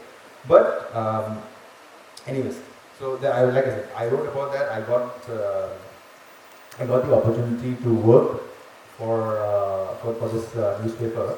That newspaper has since folded, so I don't want to mention the name. But I was never trained, like academically, formally trained. I never studied journalism. I don't personally believe that in a non-technical field like journalism, you need to have that journalism degree. That is not to say that, that there's nothing to take away from people who do study journalism. There are some excellent journalists working in our state itself who have studied journalism. People like 𝐒𝐡𝐫𝐢𝐬𝐭𝐢 people like Amar Sangho, Arjun, who study journalism and who made great impact, who continue to make great impact. But खुद को तारीफ करने के लिए I always say, Shekhar Gupta from the print, he didn't have journalism degree, so I'm comparing myself to that level, I'm not even comparing on the state level, I'm at that level. That's how much I value myself. I don't have a journalism degree, so what? And I always see the look of disappointment when I go to these mass comm department colleges and institutes. When these young, eager minds, they come up to me and like, sir, where did you study journalism? I said, I did not study journalism. I'm so sorry to disappoint you. This is really sorry. I don't want to say this. You're wasting your 4 years by studying journalism. But no, that's not what I meant. Sometimes certain things, of course, here in NERIST, of course, we're all technical stream students, STEM students are here. So for your chosen career paths, if you choose to be in the STEM line, it's a very important, technical jobs and professions. I think it's important to have a certain amount of knowledge, which now you can gain from YouTube and Wikipedia also. But a degree is a different thing. It's a very, which actually I wanted to just digress from this line, and it's just something I keep thinking in my head over and over again over the last few years. I think I was thinking, doctors का जो chamber होता है, doctors chambers, I think they should have their marks certificate plastered on the wall. So would you go to a doctor who passed with the bare minimum marks, or would you rather go to a doctor who topped the class? किसी को 40% मिला, उसके वहाँ पे जाओगे, या फिर would you rather look for a doctor? So anyway, that's a different topic. It's a different topic for something else. For the larger education policy, that's something else. Anyways, so like I said, so what happened was, slowly as I started writing, as I said, I had access in all those years in Delhi to the best newspapers the country had to offer. So I knew what kind of stories I wanted to write and how to present them in a way that would be interesting for a wider audience. So an opportunity came for me to write for the Telegraph. For long periods of time, I was the correspondent for the Telegraph, a Calcutta-based newspaper for the Telegraph. And slowly we started expanding your network because it opens up doors. So when you're writing for a bigger newspaper, it opens up a wider target audience. So slowly people got in touch, and then I was writing for the Hindu. So over the years, as mentioned, I've written for the Hindu, the Frontline, Telegraph, of course, being there. If now we can go to the next slide. So during COVID, an opportunity came. Now I was not aware of these opportunities. As a journalist, especially in Arunachal, we report on very hyper-local issues. Like sector में क्या हो रहा है, या फिर district में क्या हो रहा है. But sometimes what happens is when you're writing a story, you don't realize that even for a story that is taking place in your sector, in your colony, it has a wider audience. It's just about how you present that story. So for journalists, there's a lot of international and national grants and fellowships that are offered, which is basically that you write an application, you fill out a form, like Shristi talks, you talk about yourself, you appreciate yourself, खुद का तारीफ करना पड़ता है कि oh, this is what I have done, this is what I have achieved. I should get your 1 lakh rupees because because हमको ये story लिखना है. So you praise yourself, basically sell yourself as much as you can, praise yourself, and you write, send an application. These are fellowship grants that come. I'm sure for science research also these things come up. So you apply for these grants. So the Palliser Center, it's a US-based organization, and they fund journalism stories for stories from all over the world actually.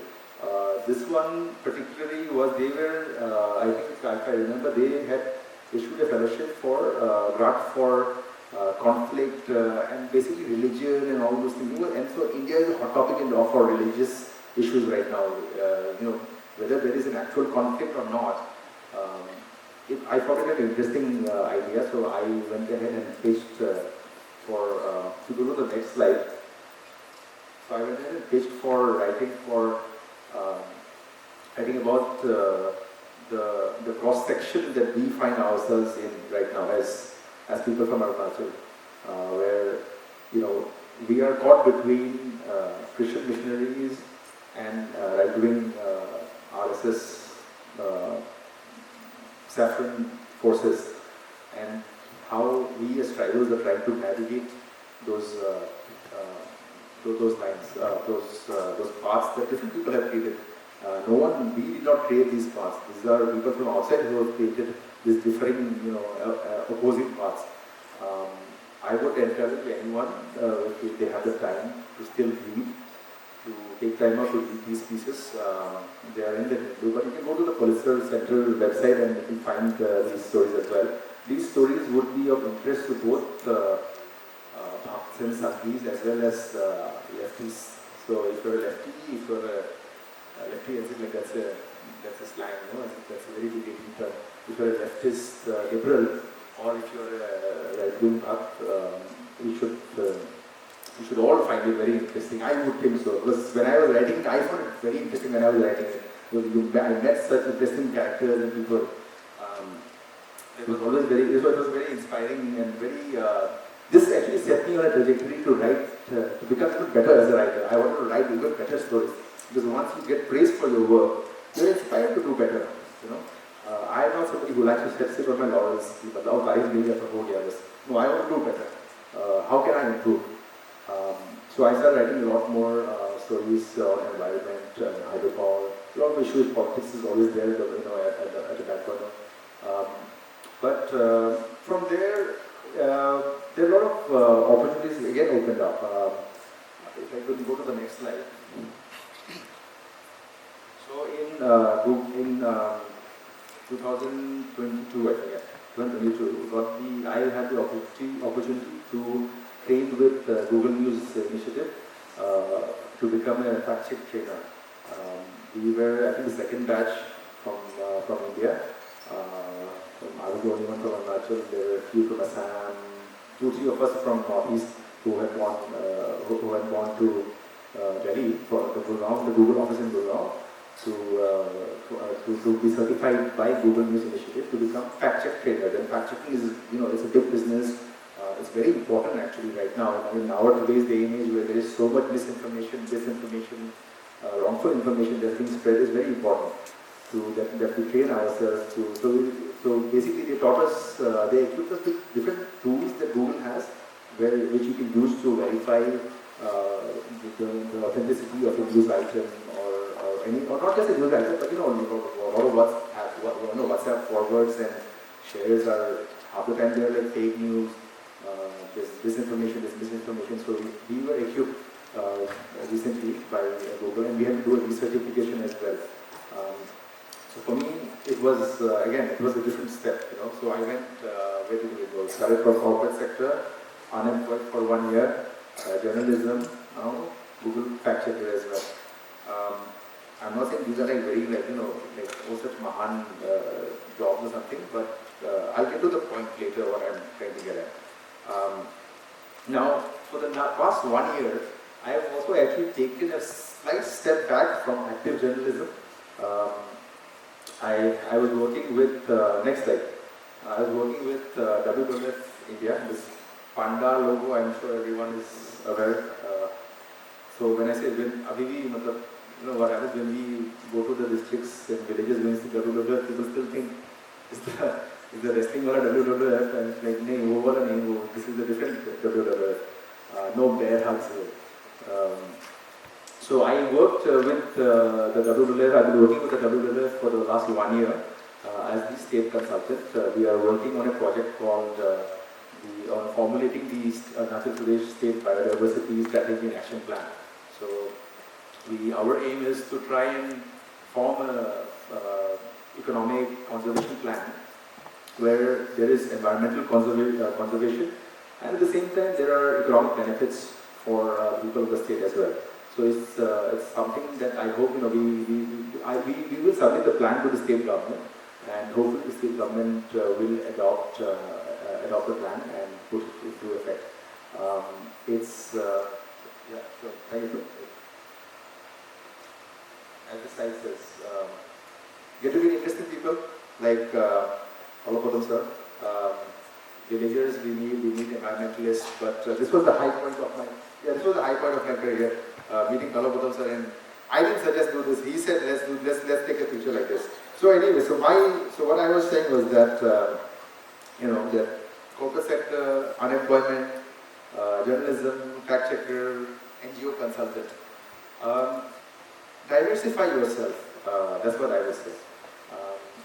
I mean, I know a lot of people have in their, especially, I mean, a lot of people who are young also have it in their mind that this is what I want to do, which is good. It's good to have your sights set on a goal and an aim, but don't be confined to it. Expand your horizon. Be more than who you think you can be. Be more than what others think you should do. Don't get stuck in a rut. Even if you're like an engineer, if you're all studying to be engineers, whether it be in mechanical or theoretical or electrical or whatever, you don't necessarily have to go ahead and become a teacher. You don't have to be a corporate employee. You can start your own. You can be an entrepreneur. You can be a science entrepreneur. You can be a science researcher. You can be a science journalist. I luckily had that opportunity over this last few years to expand my career scope, to become different things at different points of my life. So I hope to inspire all of you that do not get stuck in a rut. There is nothing that you cannot achieve. If you set your mind to it, and if you are willing to adapt, you also have to bend with the wind sometimes. You cannot resist the wind all the time. But sometimes it's okay to bend with the wind. That's fine. Adapt. Realize that every failure is a stepping stone for the next phase of your life. So do not get confined to just what you've studied. Always learn. Learning is a continuous process. You continue to learn every day until you hit dementia. That's a different thing. But until you are active, until your body allows you, your brain allows you to be different things. Try different things. Do not be scared. Do not be scared to take that leap of faith. Because that faith is in you. It's nowhere else. Take chances, take risks. And yeah, like I said, step outside of your comfort zone. So for that, I would just like to leave you all. In the meantime, all these years of pursuing careers, I was also doing some creative writing. This is just some of the poems and stories that I have published over the years. There was a poem that was in New Asian writing. There was a short story that I had written a few years back that won the second prize for the World Weavers All India Anniversary competition. I lost to something in Nagaland of all the places. I'm looking at you. So my point being, you can do different things, and doesn't mean just because you're pursuing a career doesn't mean you should you cannot pursue your creative hobbies or your creative passions. You do all of those things. It's just about taking out the time. I'm not saying I'm the best person when it comes to time management, but I'm saying you can do all of those things. So I think we move to the next slide. This is like AI generated. So,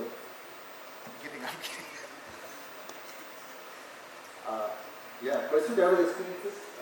life is a continuous process of learning. You must go through it. Don't limit yourself, push yourself. Next slide. Next slide. Is this the end? There was something else actually, but it's okay. Not very important. Believe me, my last slide was not 2 boxes, 2 empty boxes.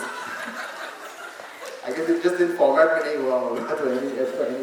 Thank you so much once again, Tenzin, Arunachal, NERIST, thank you once again for patient hearing. Thank you. Thank you so much, sir. Sorry for the interruption earlier. Okay, thank you so much, sir, for sharing your words, your whole journey with us. Now, the stage is once again set for question and answer. So, the first opportunity I would like to give is our guest speakers. If you have anything like questions or anything, objectives, comments that you would like to ask our sir. Before we head into that, we'll proceed with the presentation. Now I would like to invite Professor Ranju Dodum sir to kindly come up to the stage. I thought you were inviting me for the questions. Sir, you can do both at the same time.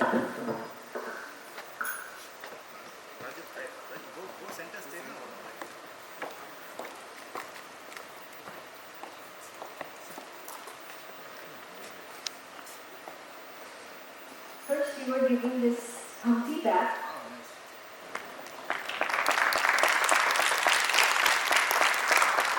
And this is the arm of the sir.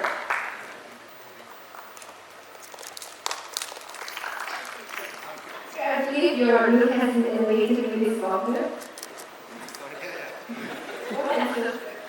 Now we'll proceed with the question and answer. So, our guest speakers, if you have anything to say. Yeah, I have 2 quick questions actually. About something, an area that you are into, but you have not mentioned much about it. About the state of media in the country today. Okay. What we find is, I may be wrong, but what we find is that there is a trend of being kind of conformist to dominant narrative, particularly by the electronic media. So we as people, how are we supposed to come out of this polarized narrative all the time? That is question number 1. And if you allow me a quick question to what I saw on one of your slides. You have mentioned something called mainstream media. Neglected by the mainstream media, that's the Pulitzer one, right? So this kind of constructs, are we also like somehow responsible for getting sucked into this kind of a construct and creating the schism between the mainstream and marginalized ones? Thank you. Thank you, sir. So today we live in an India where you're like I said, you're either a Bhakt/Sanghi or a liberal leftist. You can't be in the middle. You cannot speak to anyone without but in a sensible manner. Even if you are sensible, you are called a fence-sitter. In fact, I found it very strange. I think last year, I was talking to somebody about our hydropower situation and the push by the state and the central government to push for these large hydropower dams. And this was somebody from the government that I was speaking to. I said, we should think about what we want. Yes, we need electricity. This whole thing is, we're not lighting Mombatti because of electricity. Our phones are charged with electricity, so we need electricity. So we need hydropower. But it doesn't have to be such 2,000, 3,000, 5,000 megawatt dams. It can be smaller dams. So this person said, no, you say either yes or no. You cannot be a fence-sitter. And I found it very strange because that person was Buddhist. So the middle path to follow karna chahiye na. In fact, he is telling me that I should not be a fence-sitter. I should not sit in the middle. So we live in India now where talking sense, talking about of taking a middle path, a sensible approach, is offensive to people. You're either with us or you're with them while on narrative. It is never about you're right, you make sense. You have changed my point of view. Nobody wants their point of view changed anymore. That is the problem. somebody who leans towards left liberal media outlets, somebody I'm somebody who listens to watches Ravish Kumar, is because I already believe in what he says. I will not watch Annaposam because Annaposam's audience already believes in what he says.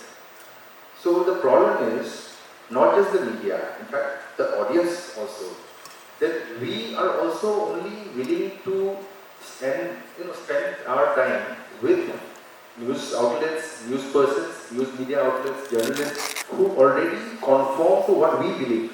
That is the problem. We don't want to listen to the other side. Both sides. I'm talking about both sides. And the media houses recognize this a long time ago. कि मतलब TRP बनाना है, views बनाना है, so let me be as controversial as I can be, because controversy the audience to have help us, they will continuously watch me again and again. वो तो वहाँ नहीं जाएगा. And the ones who are more liberal and more leftist, they also have their own audience.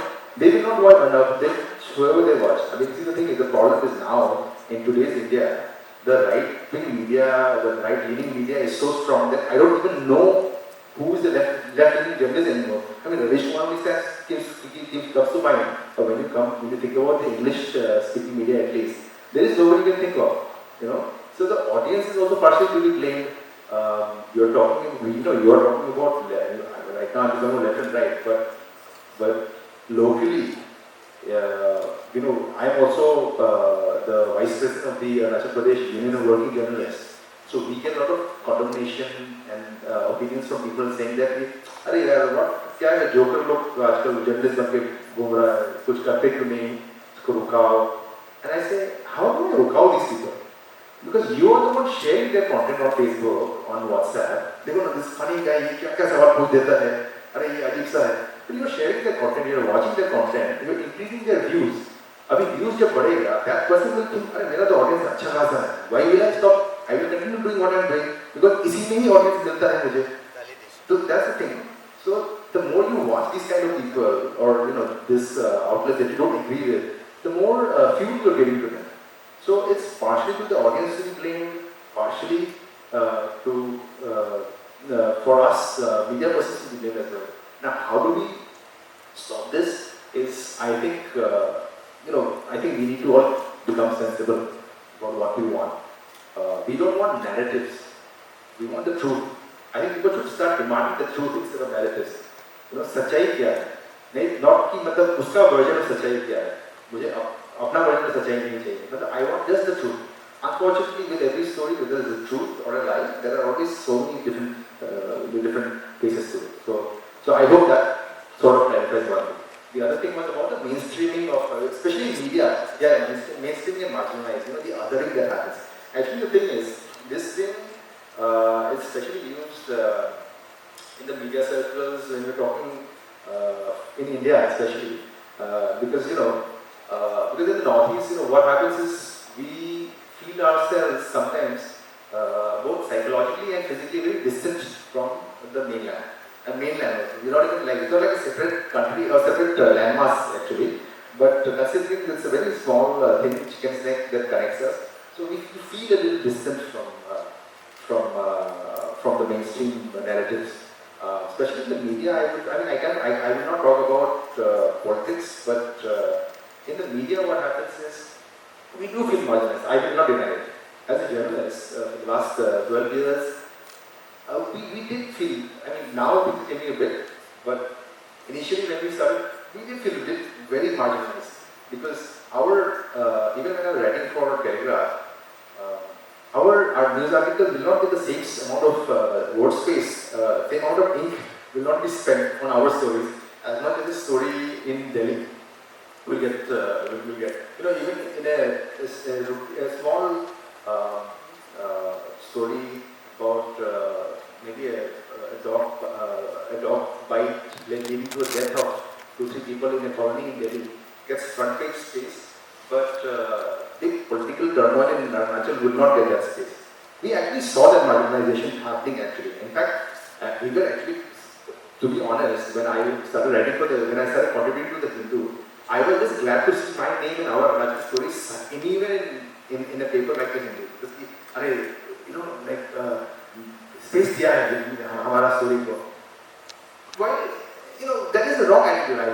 that because we were ignored for so long, कि क्या हो जाता है कि मतलब कुछ भी मिलता है तो we are very thankful. I mean, like people talk about like the roads in Arunachal. You know, there are some people who say like क्या इतना वो उस बस्ती में ये नहीं है वो नहीं हुआ. I was like अरे भाई 10 years back, 15 years back वो district headquarters तक there was no road. So we have become so used to not getting that थोड़ा मिलता है तो उसको खुशी हो जाता है. So that's when we become marginalized actually. Now of course I will say a lot of things are changing. There is no mainstream media, to be really honest. There can be national media, like larger newspapers and organizations. Obviously, they have a larger presence. They have a national presence. So I think national media and regional media, that's a better term rather than mainstream and marginalized.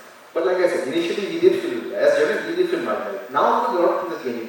Nowadays, a lot of we get phone calls from people who want stories from the Northeast, who want stories from Arunachal. You know, when COVID happened, we got a lot of queries. Can you write for us? What's happening? How are people dealing with COVID over there? A lot of places are still very remote. Medicine nahi pahunchta hai, vaccine nahi pahunchta hai. How are you dealing? So things are changing a little bit now. But yeah, I think I would say that the national and regional media, I think, is how we should go it instead of saying mainstream and national. Good evening, sir. Sir, we all know that now India is placed at 161 position in Press Freedom Index. So, sir, out of 180 countries. So we know that that's a great trait to the democracy, but let's not talk about that. Sir, I want to ask you that do you think that such an information can actually harm the creativity and the thinking process of a journalist? What thing? I mean, what thing? I mean, if you consider the information that India is placed at 161st position out of 180 countries in Press Freedom Index, then such an information, I'm not sure about its validity. Let's not talk about that. We know that if such an information is getting viral, then that's a great trait to the democracy.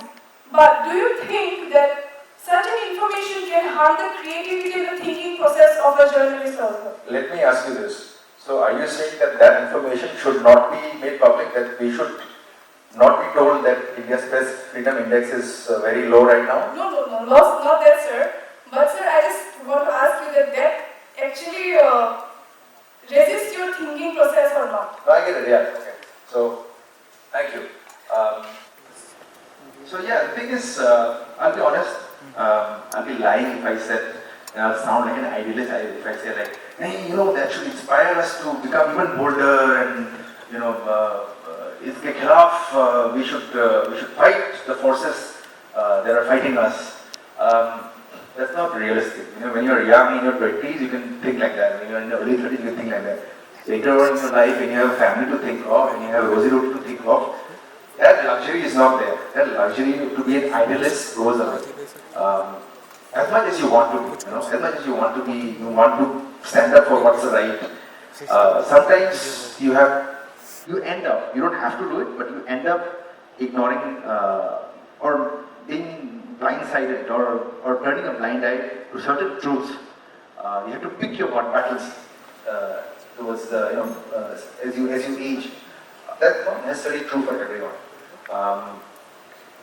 The idealist in me will still say that if India ranks 161 or as low as it does now, which I don't think is false. To be really honest, I think there's ample proof in the national media landscape that India's press freedom over the years has fallen. The right to question has decreased. You are allowed now to question the opposition but not the government. सरकार को सवाल नहीं कर सकते हो, but जो opposition है, you are allowed to question.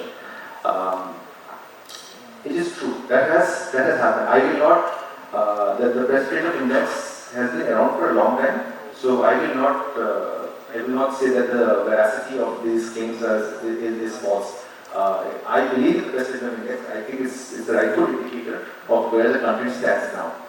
Does it kill creativity? Does it kill my urge to write?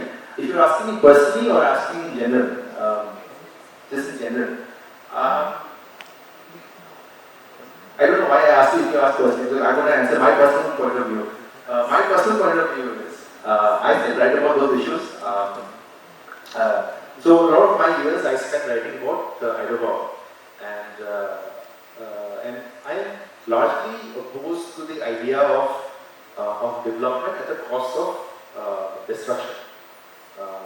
I don't think they're exclusive to one another. That development of destruction होना ही है. I don't hold that view.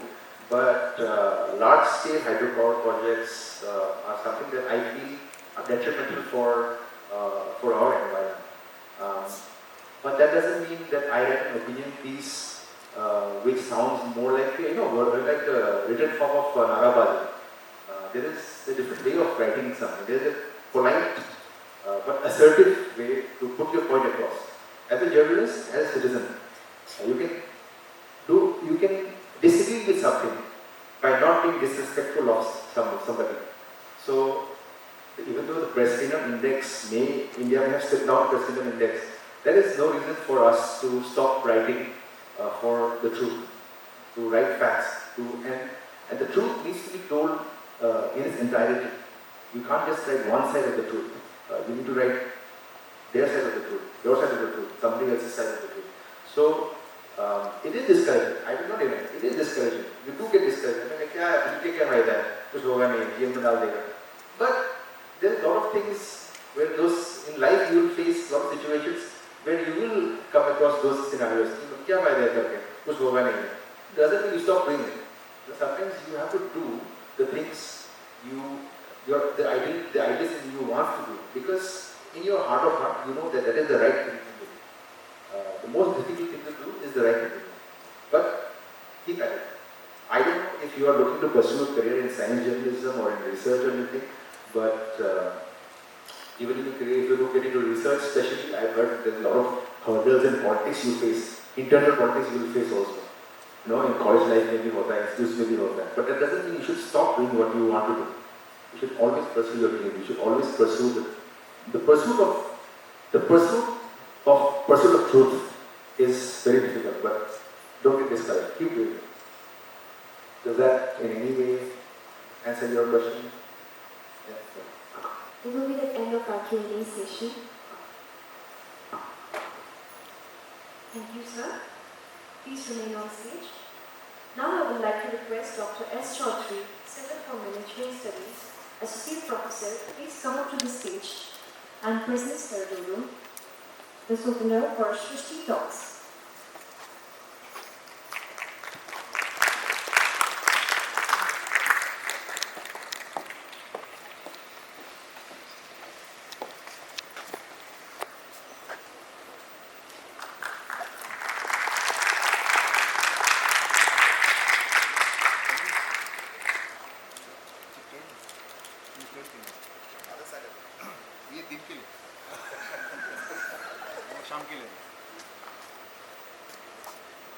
Thank you, sir, for gracing us with your presence in this evening. You may take your seat and please be present.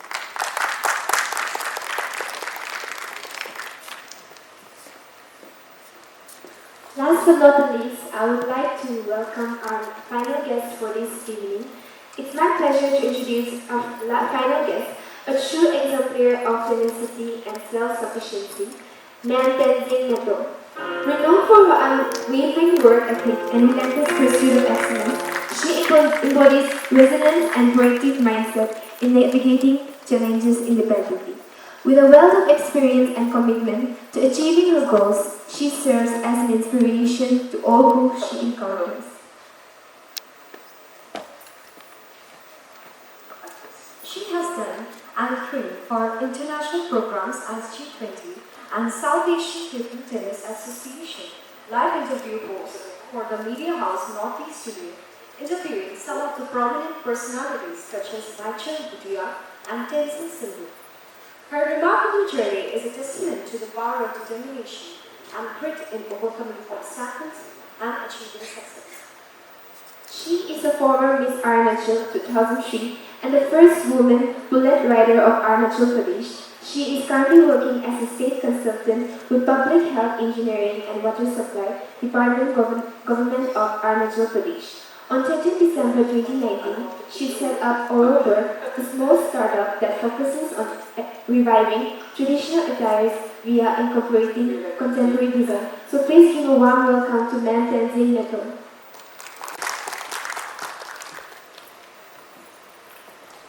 Thank you. Thank you, ma'am, for joining us. How are you feeling tonight? Awesome. You look absolutely gorgeous tonight. Thank you so much. That was the same way for you too. A lovely ladies. We give the entire time. The stage is all yours, ma'am. Thank you. Thank you so much. Hi everyone. I'm elated to be here. How are you?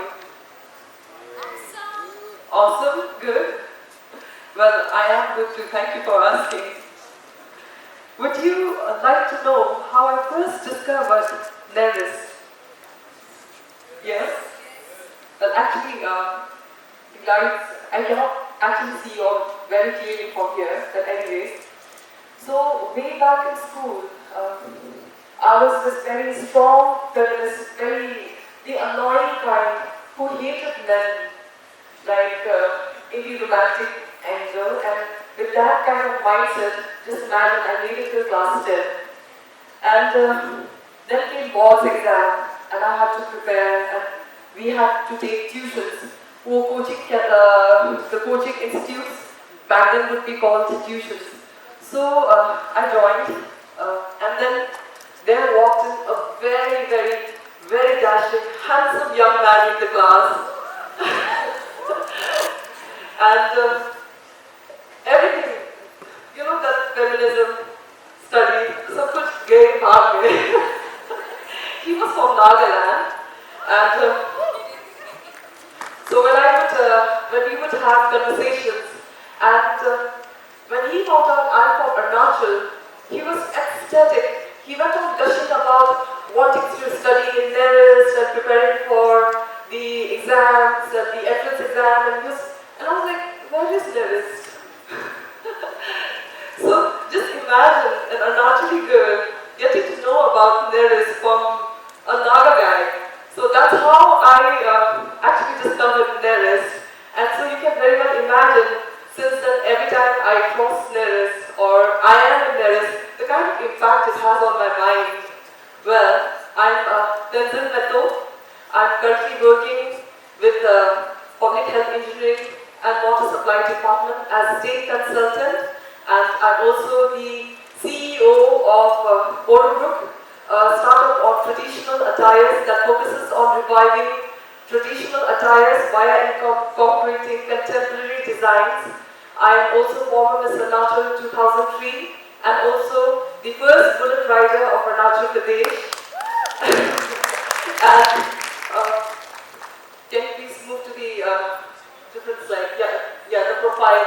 So I have done promotional rides for Guwahati, India, and tourism promotional rides to 𝘚𝑩𝑚, and I am also an MC for the state. I host a lot of the government programs at the Chief Minister's office, and I have been the English comparer for Independence Day and Republic Day. And some of the international programs, as mentioned by our lovely ladies here, like the G20 and South Asian table tennis. I have also been a live interview host for Northeast Today, and I have interviewed stars like IPS officer Robbie Hibusa, Arunachal Bobby, bodybuilder and 8-time world champion, Michael Gutierrez, footballer, Sikkim, and to name a few, social activist, and the Tenzin Metoh, the Tibetan activist. These are to name a few, and what else? I also had a brief stint as an associate editor with Eastern Sentinel and English Daily, and I also worked in a call center convergence as Ranju Dodum, and I've also been a part-time teacher for Ozu Mission School. Well, these were activities which I actually took up during my summer breaks or after my board exams, and in class 10, I was okay with a lot of extracurricular activities like debates, drama, education, sports, and I went on to become school prefect in class 10. At class 12, I was school captain. So So what you saw is one whole page or one whole slide of my achievements. But most of the time, what people don't know is we have double the number of failures. And let me tell you a few of them. Like for instance, I prepared for UPSC 2 years and never made it. And ACS 3-4 attempts never went beyond mains. And those in Arunachal who have been preparing for these exams would know, even preparing for something like APCS, just 2 attempts would easily take away 8 years of your life. 3 years in exam खत्म होने में लग जाता है, prelims, mains, interview, then comes अगर आप clear नहीं हुआ तो notification 2 years, 6 years उसमें चले जाते हैं. Again you prepare for the exam, again it takes another 3 years. So 8 years, and if you don't clear, what happens? Nothing. 8 years of nothing. Just imagine I have 3-4 attempts. And I did LLB. There are 6 semesters. I just did till 3 semester. Reason being that I was working and the workload was very heavy. And then again I had my APCS exams made, so I had to prioritize. So imagine the result of it. So क्या हुआ कि I set my priorities straight and I thought like, okay, APCS ही करना है मुझे. And then उसके बाद results आया, I did not clear, and उसके बाद में LLB हाथ से निकल गया. So it's like I have nothing to show, दोनों हाथ से गया. Innumerable numbers of exams which I cannot even recall, and apart from this thing, professional failures to thrive, career failures to thrive, even in personal life, relationship failures too. It was just the way you have seen it, the failures have also been like that. So,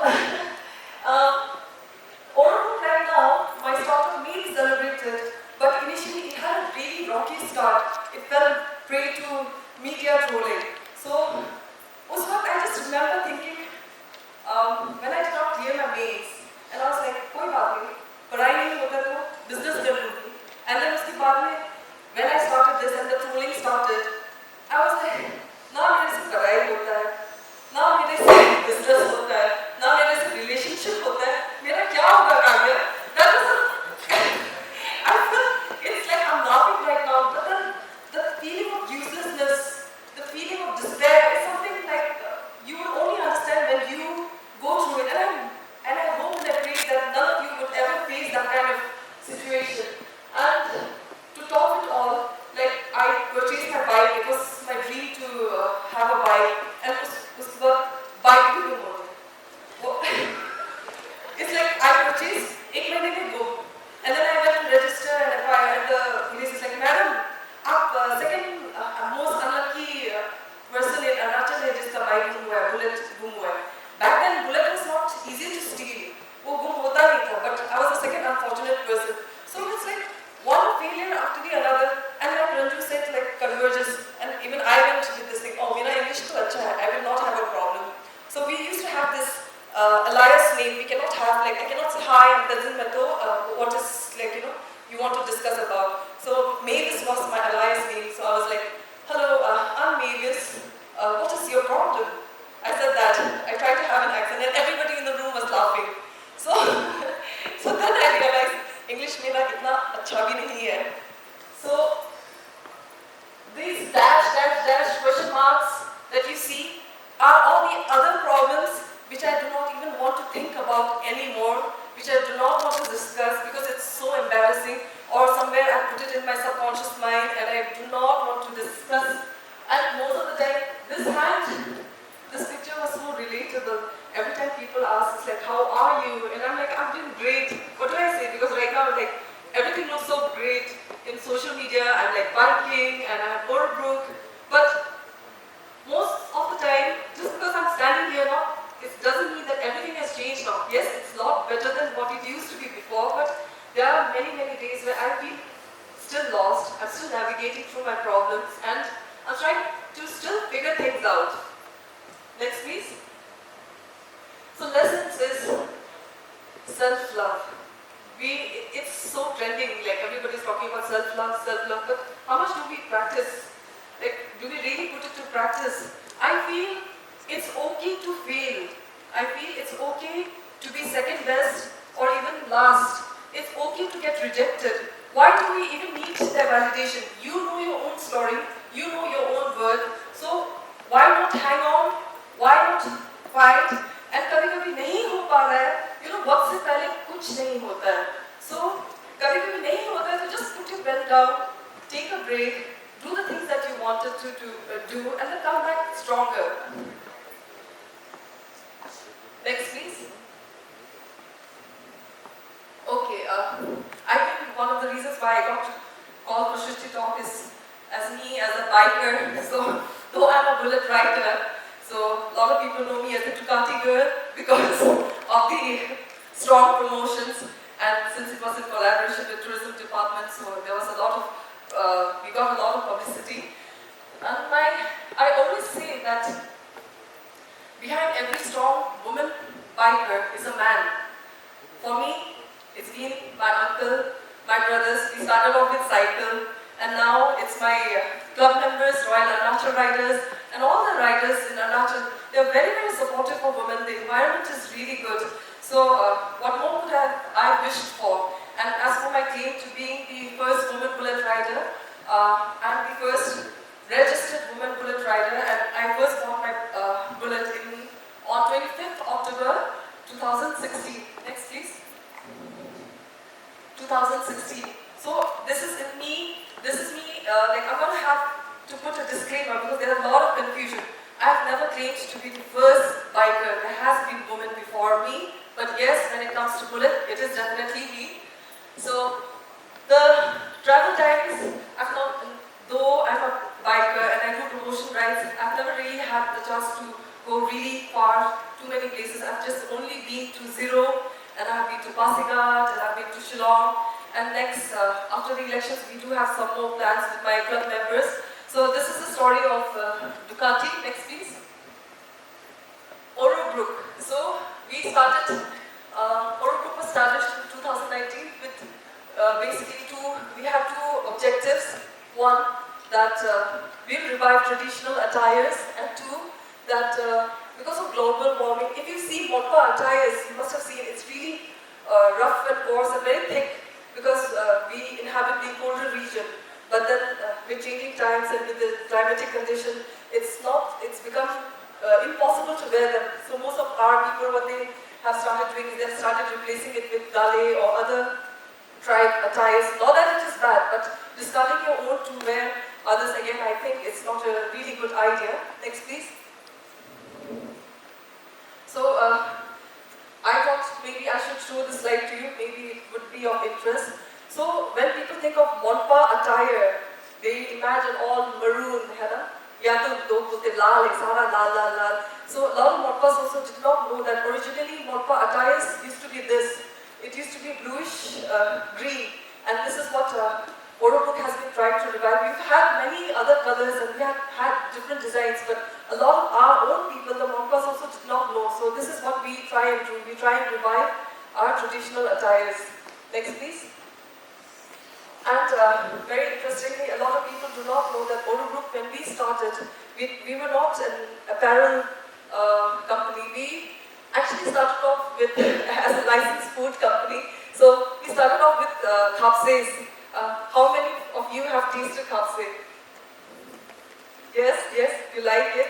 So we were doing well, but then it was we have expanded now into clothing, and so though we continue to make them, so we are not marketing it, and we just sell it in the shop. And next, please. And like during festive seasons like Bosa, we make it like gift packets like this, and this is 𝐒𝐴𝐬𝐬𝐭𝐢 that we have. If any of you eaten, and if there's any Monpa over this year, 𝐒𝐴𝐬𝐬𝐭𝐢, the literal English interpretation is donkey's ear. So itni bade size hote hain. So Oro Bruk, what we did is we tried to make miniature sizes of it so that it fits our cup and teacup, and we can eat easily. So these are some of the initiatives that we have been taking. Next, please.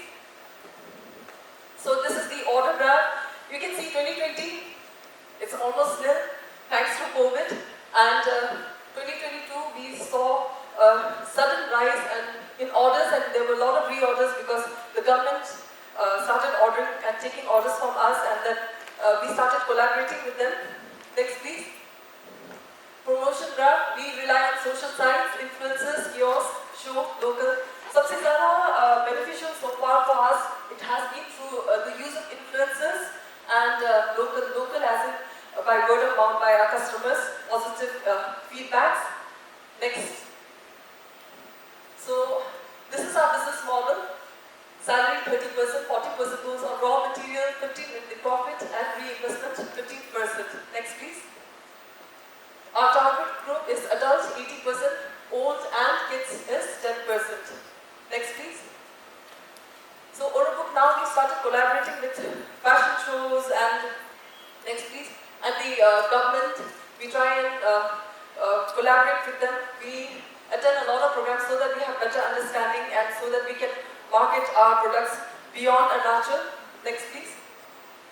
So this is a picture of our travel diaries. We've been trying to collaborate with the Brokbus, if you've heard of them. So their bags are very famous and there was a picture of our CM sir and Kiran sir also in those bags. So we've been trying to collaborate and make it more affordable for people. Next please. So this is our logo. You can check out our page and if you like or if you have any suggestions, you can always leave your suggestions. Next please. So conclusion is, in hanging on, we go through rough times. Most of the time we don't even have an answer. It's okay. It's okay if you're not doing well. You don't have to be an achiever all the time. And when you're lost, just try and hang on. You never know, you may make it to Shristi talks like I did. So who knows, next time you will be standing here and I'll be cheering for you on there. And a lot of the time people say, you know, it's about hard work and smart work. For me, I think it's about consistency. Whatever you do it like persistently and consistently. Do it all the time because, like for instance, somebody wants to lose weight. इतना ज़्यादा कर दे सुबह भी exercise, शाम को भी exercise, उसके बाद में फिर एक महीना पूरा stop हो जाता है. Then they land up putting on more weight. So be consistent. बहुत ज़्यादा don't overdo things. Do everything in moderation. And forget about the colony auntie concept of like, you know, you're a failure or loser. I think sometimes we are our worst enemy. We tend to like, we set parameters of success. We have a deadline. Okay, 2024, I have to be successful. And नहीं हुआ, then उसके बाद we are never able to handle. Why is it we are always prepared to win? Why is it we are never prepared to lose? So much emphasis means, I feel like if you really want to be successful, you need to be prepared for the failures, the plan Bs and plan Cs. So not enough importance is being given to that, but I think failure is just as important. So that's all. Just remember that the remote is in your hand. If you can raise your bar or lower it as and when to your convenience. It's never too late. So thank you so much for having me here. I was told that I need to inspire the youth and all. I don't know about how effective it has been for you. I hope it did. But for me, just getting invited here, it's a reassurance to my own self maybe that I am like on the right track and it inspires me to be a better person and to become the best version of myself. Thank you so much, Shristi Talks, for having me here. Thank you. Thank you, ma'am. We are definitely inspired by your talks. And thank you for sharing with us your journey. May I now request Dr. Navam Bedi, Department of Mechanical Engineering, my previous teacher, please come up to the stage and hand over ma'am the Arunachal artifacts designed and crafted by Ranju Welfare Associations that supports needy children. A missionary bag and fabric muffler has token of love.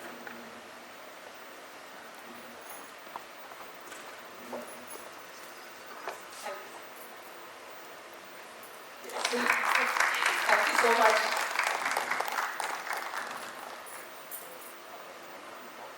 Thank you so much, sir. Thank you for having me here. Thank you.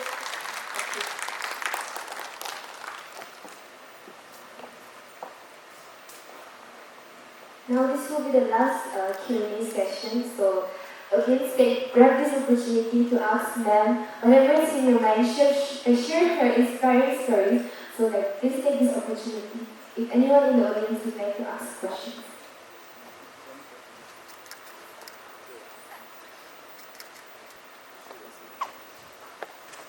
Good evening, ma'am. Good evening. Your story was really inspiring. Thank you so much. Ma'am, do you have, do you want to share some of your memories in your adventures in bike riding? Oh, there are so many stories. What do I say? Normally we get treated like princes because लड़कियां बहुत कम होते हैं. So anywhere you go, all the club members will look after you and they take great care of you. But then I think if you are a woman biker, you need to be self-sufficient. If you're going on a long trip, you need to have everything. You know, like कंबल छूट गया, ये नहीं था, वो नहीं था. ऐसा नहीं होना चाहिए. There was one incident in Pasighat where I was halting overnight.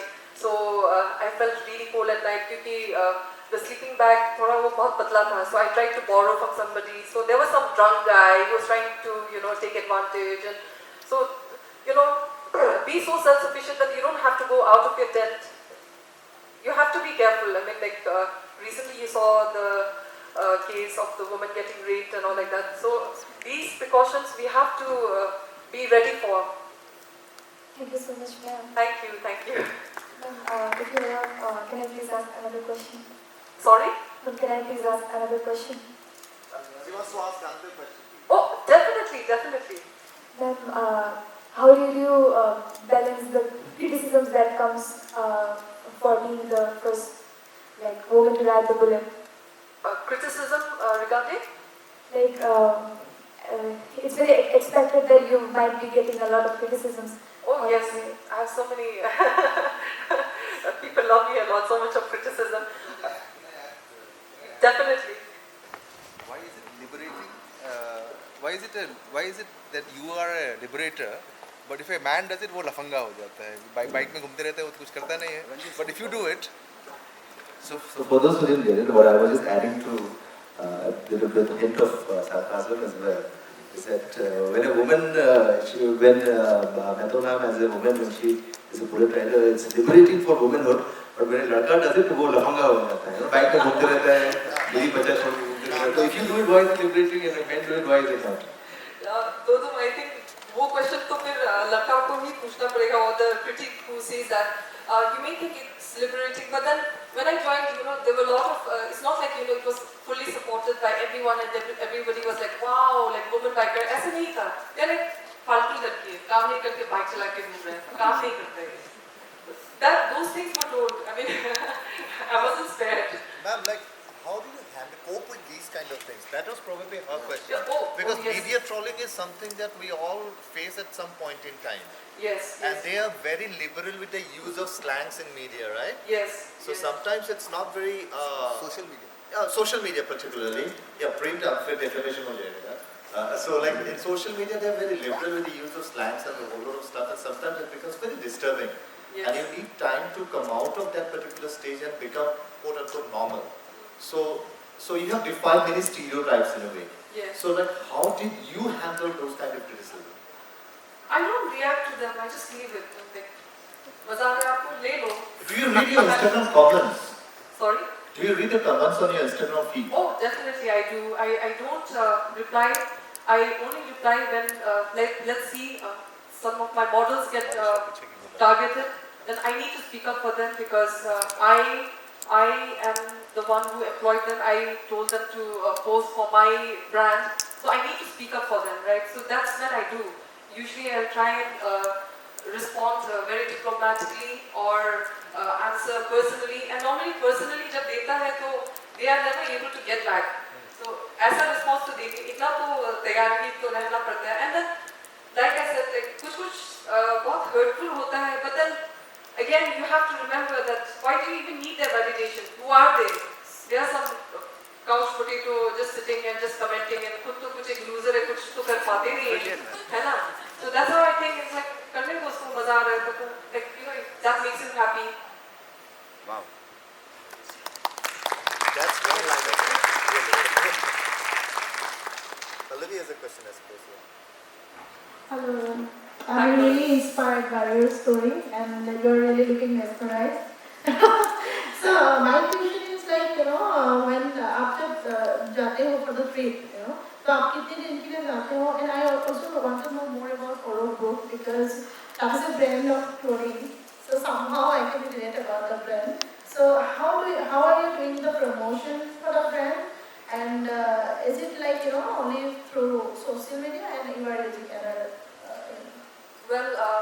coming to your first question, normally when we do some nearby areas, let's say 0 आसपास जाते हैं, तो एक दिन जाने में 3 दिन तो minimum लग जाता है, आने जाने में 2 दिन लग जाता है, 1 दिन का we make a trip like that, and we are always in a group. My long-term dream is to go solo, and but I know for that I need to prepare harder and I need to have more experience.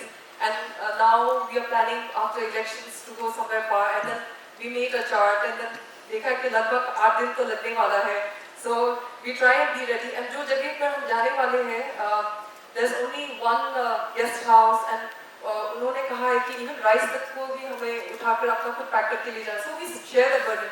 कोई rice ले रहा है तो कोई बर्तन लेके जाएगा, and some of them they suggest एक गाड़ी लेके जाओ. But then what's the fun? You're a biker and then you're taking a car along, so it just kills the fun. We try to do everything on the bike itself. So for Oro Bruk, like I said, we rely on social media, kiosks, that is in collaboration with the government, whatever platform they provide us. But the most successful has been with the use of influencers and local, like I said, communication. So, ma'am, even I was very interested because though you make jewelry and I make, both of us we have the same motive, like promotion of our own traditional jewelry or attire. So we can discuss a lot more about it. So right now the promotions वही है ना.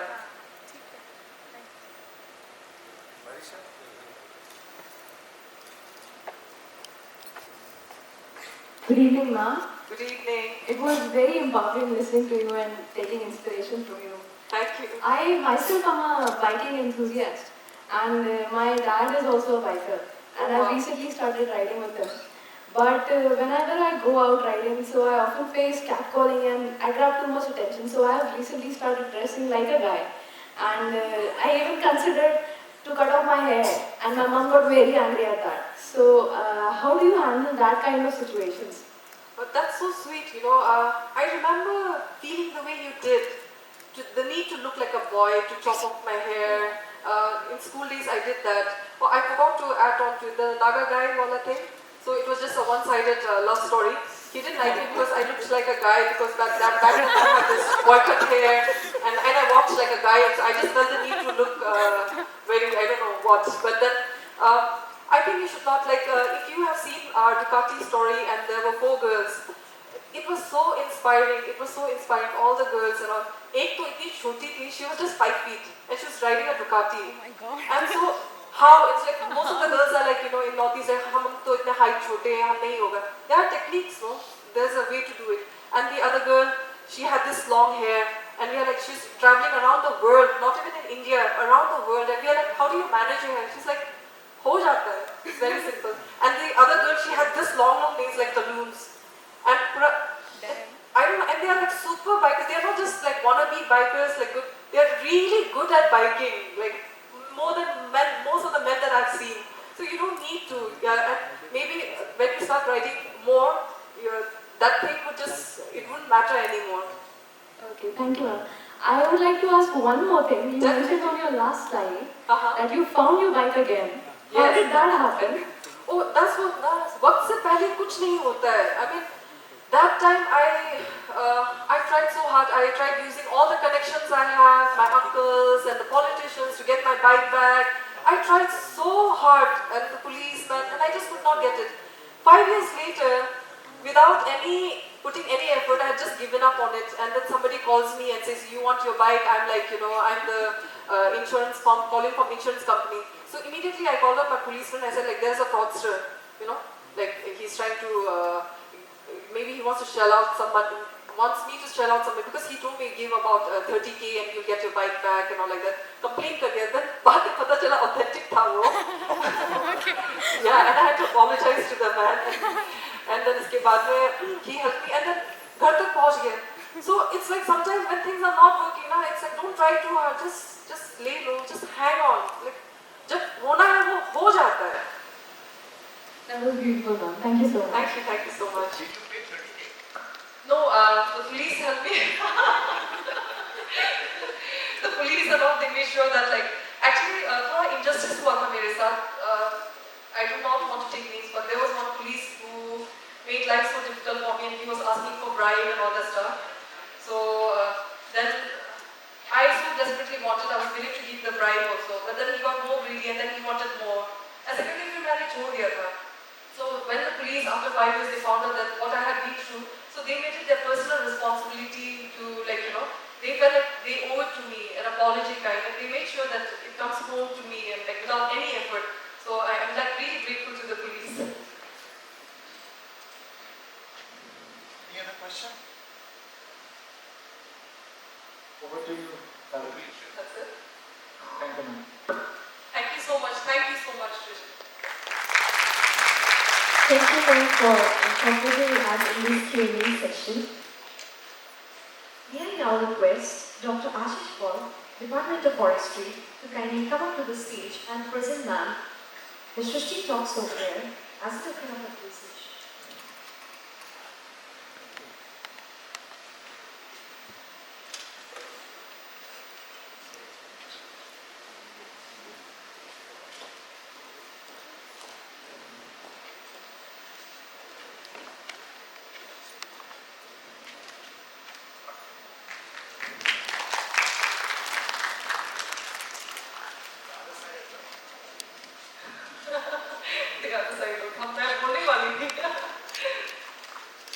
Thank you so much. It's such a beautiful touch. Thank you so much, sir. Really nice to meet you. Thank you so much, ma'am. You will please take Thank your you. seat. Thank you. Thank you.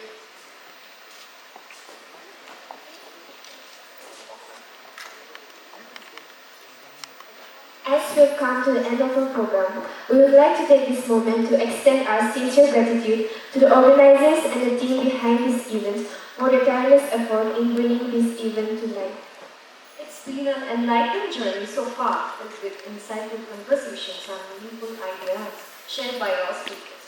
Indeed, today we have been privileged to hear from individuals who have not only excelled in their respective fields, but also have dedicated their efforts towards creating positive impacts in society. Indeed, the speakers have instilled upon us the spirit to do something great for the nation and worldwide. This concludes the session for this evening, but this does not mark the end. Tomorrow we'll be having another exciting session called Water Lab, which will be 12 April, 5:30 p.m. in this very auditorium hall. And the guest speakers for that particular event will be Mr. Tachang Kasam, Rubber Mr. India National Universe 2023, Foster Postmani, founder of Axon Muja, and also an alumnus of NERIST, and 𝐒𝐡𝐫𝐢𝐬𝐭𝐢, founder and CEO of Prajapati. So hoping to see you all there and have a great time. Thank you.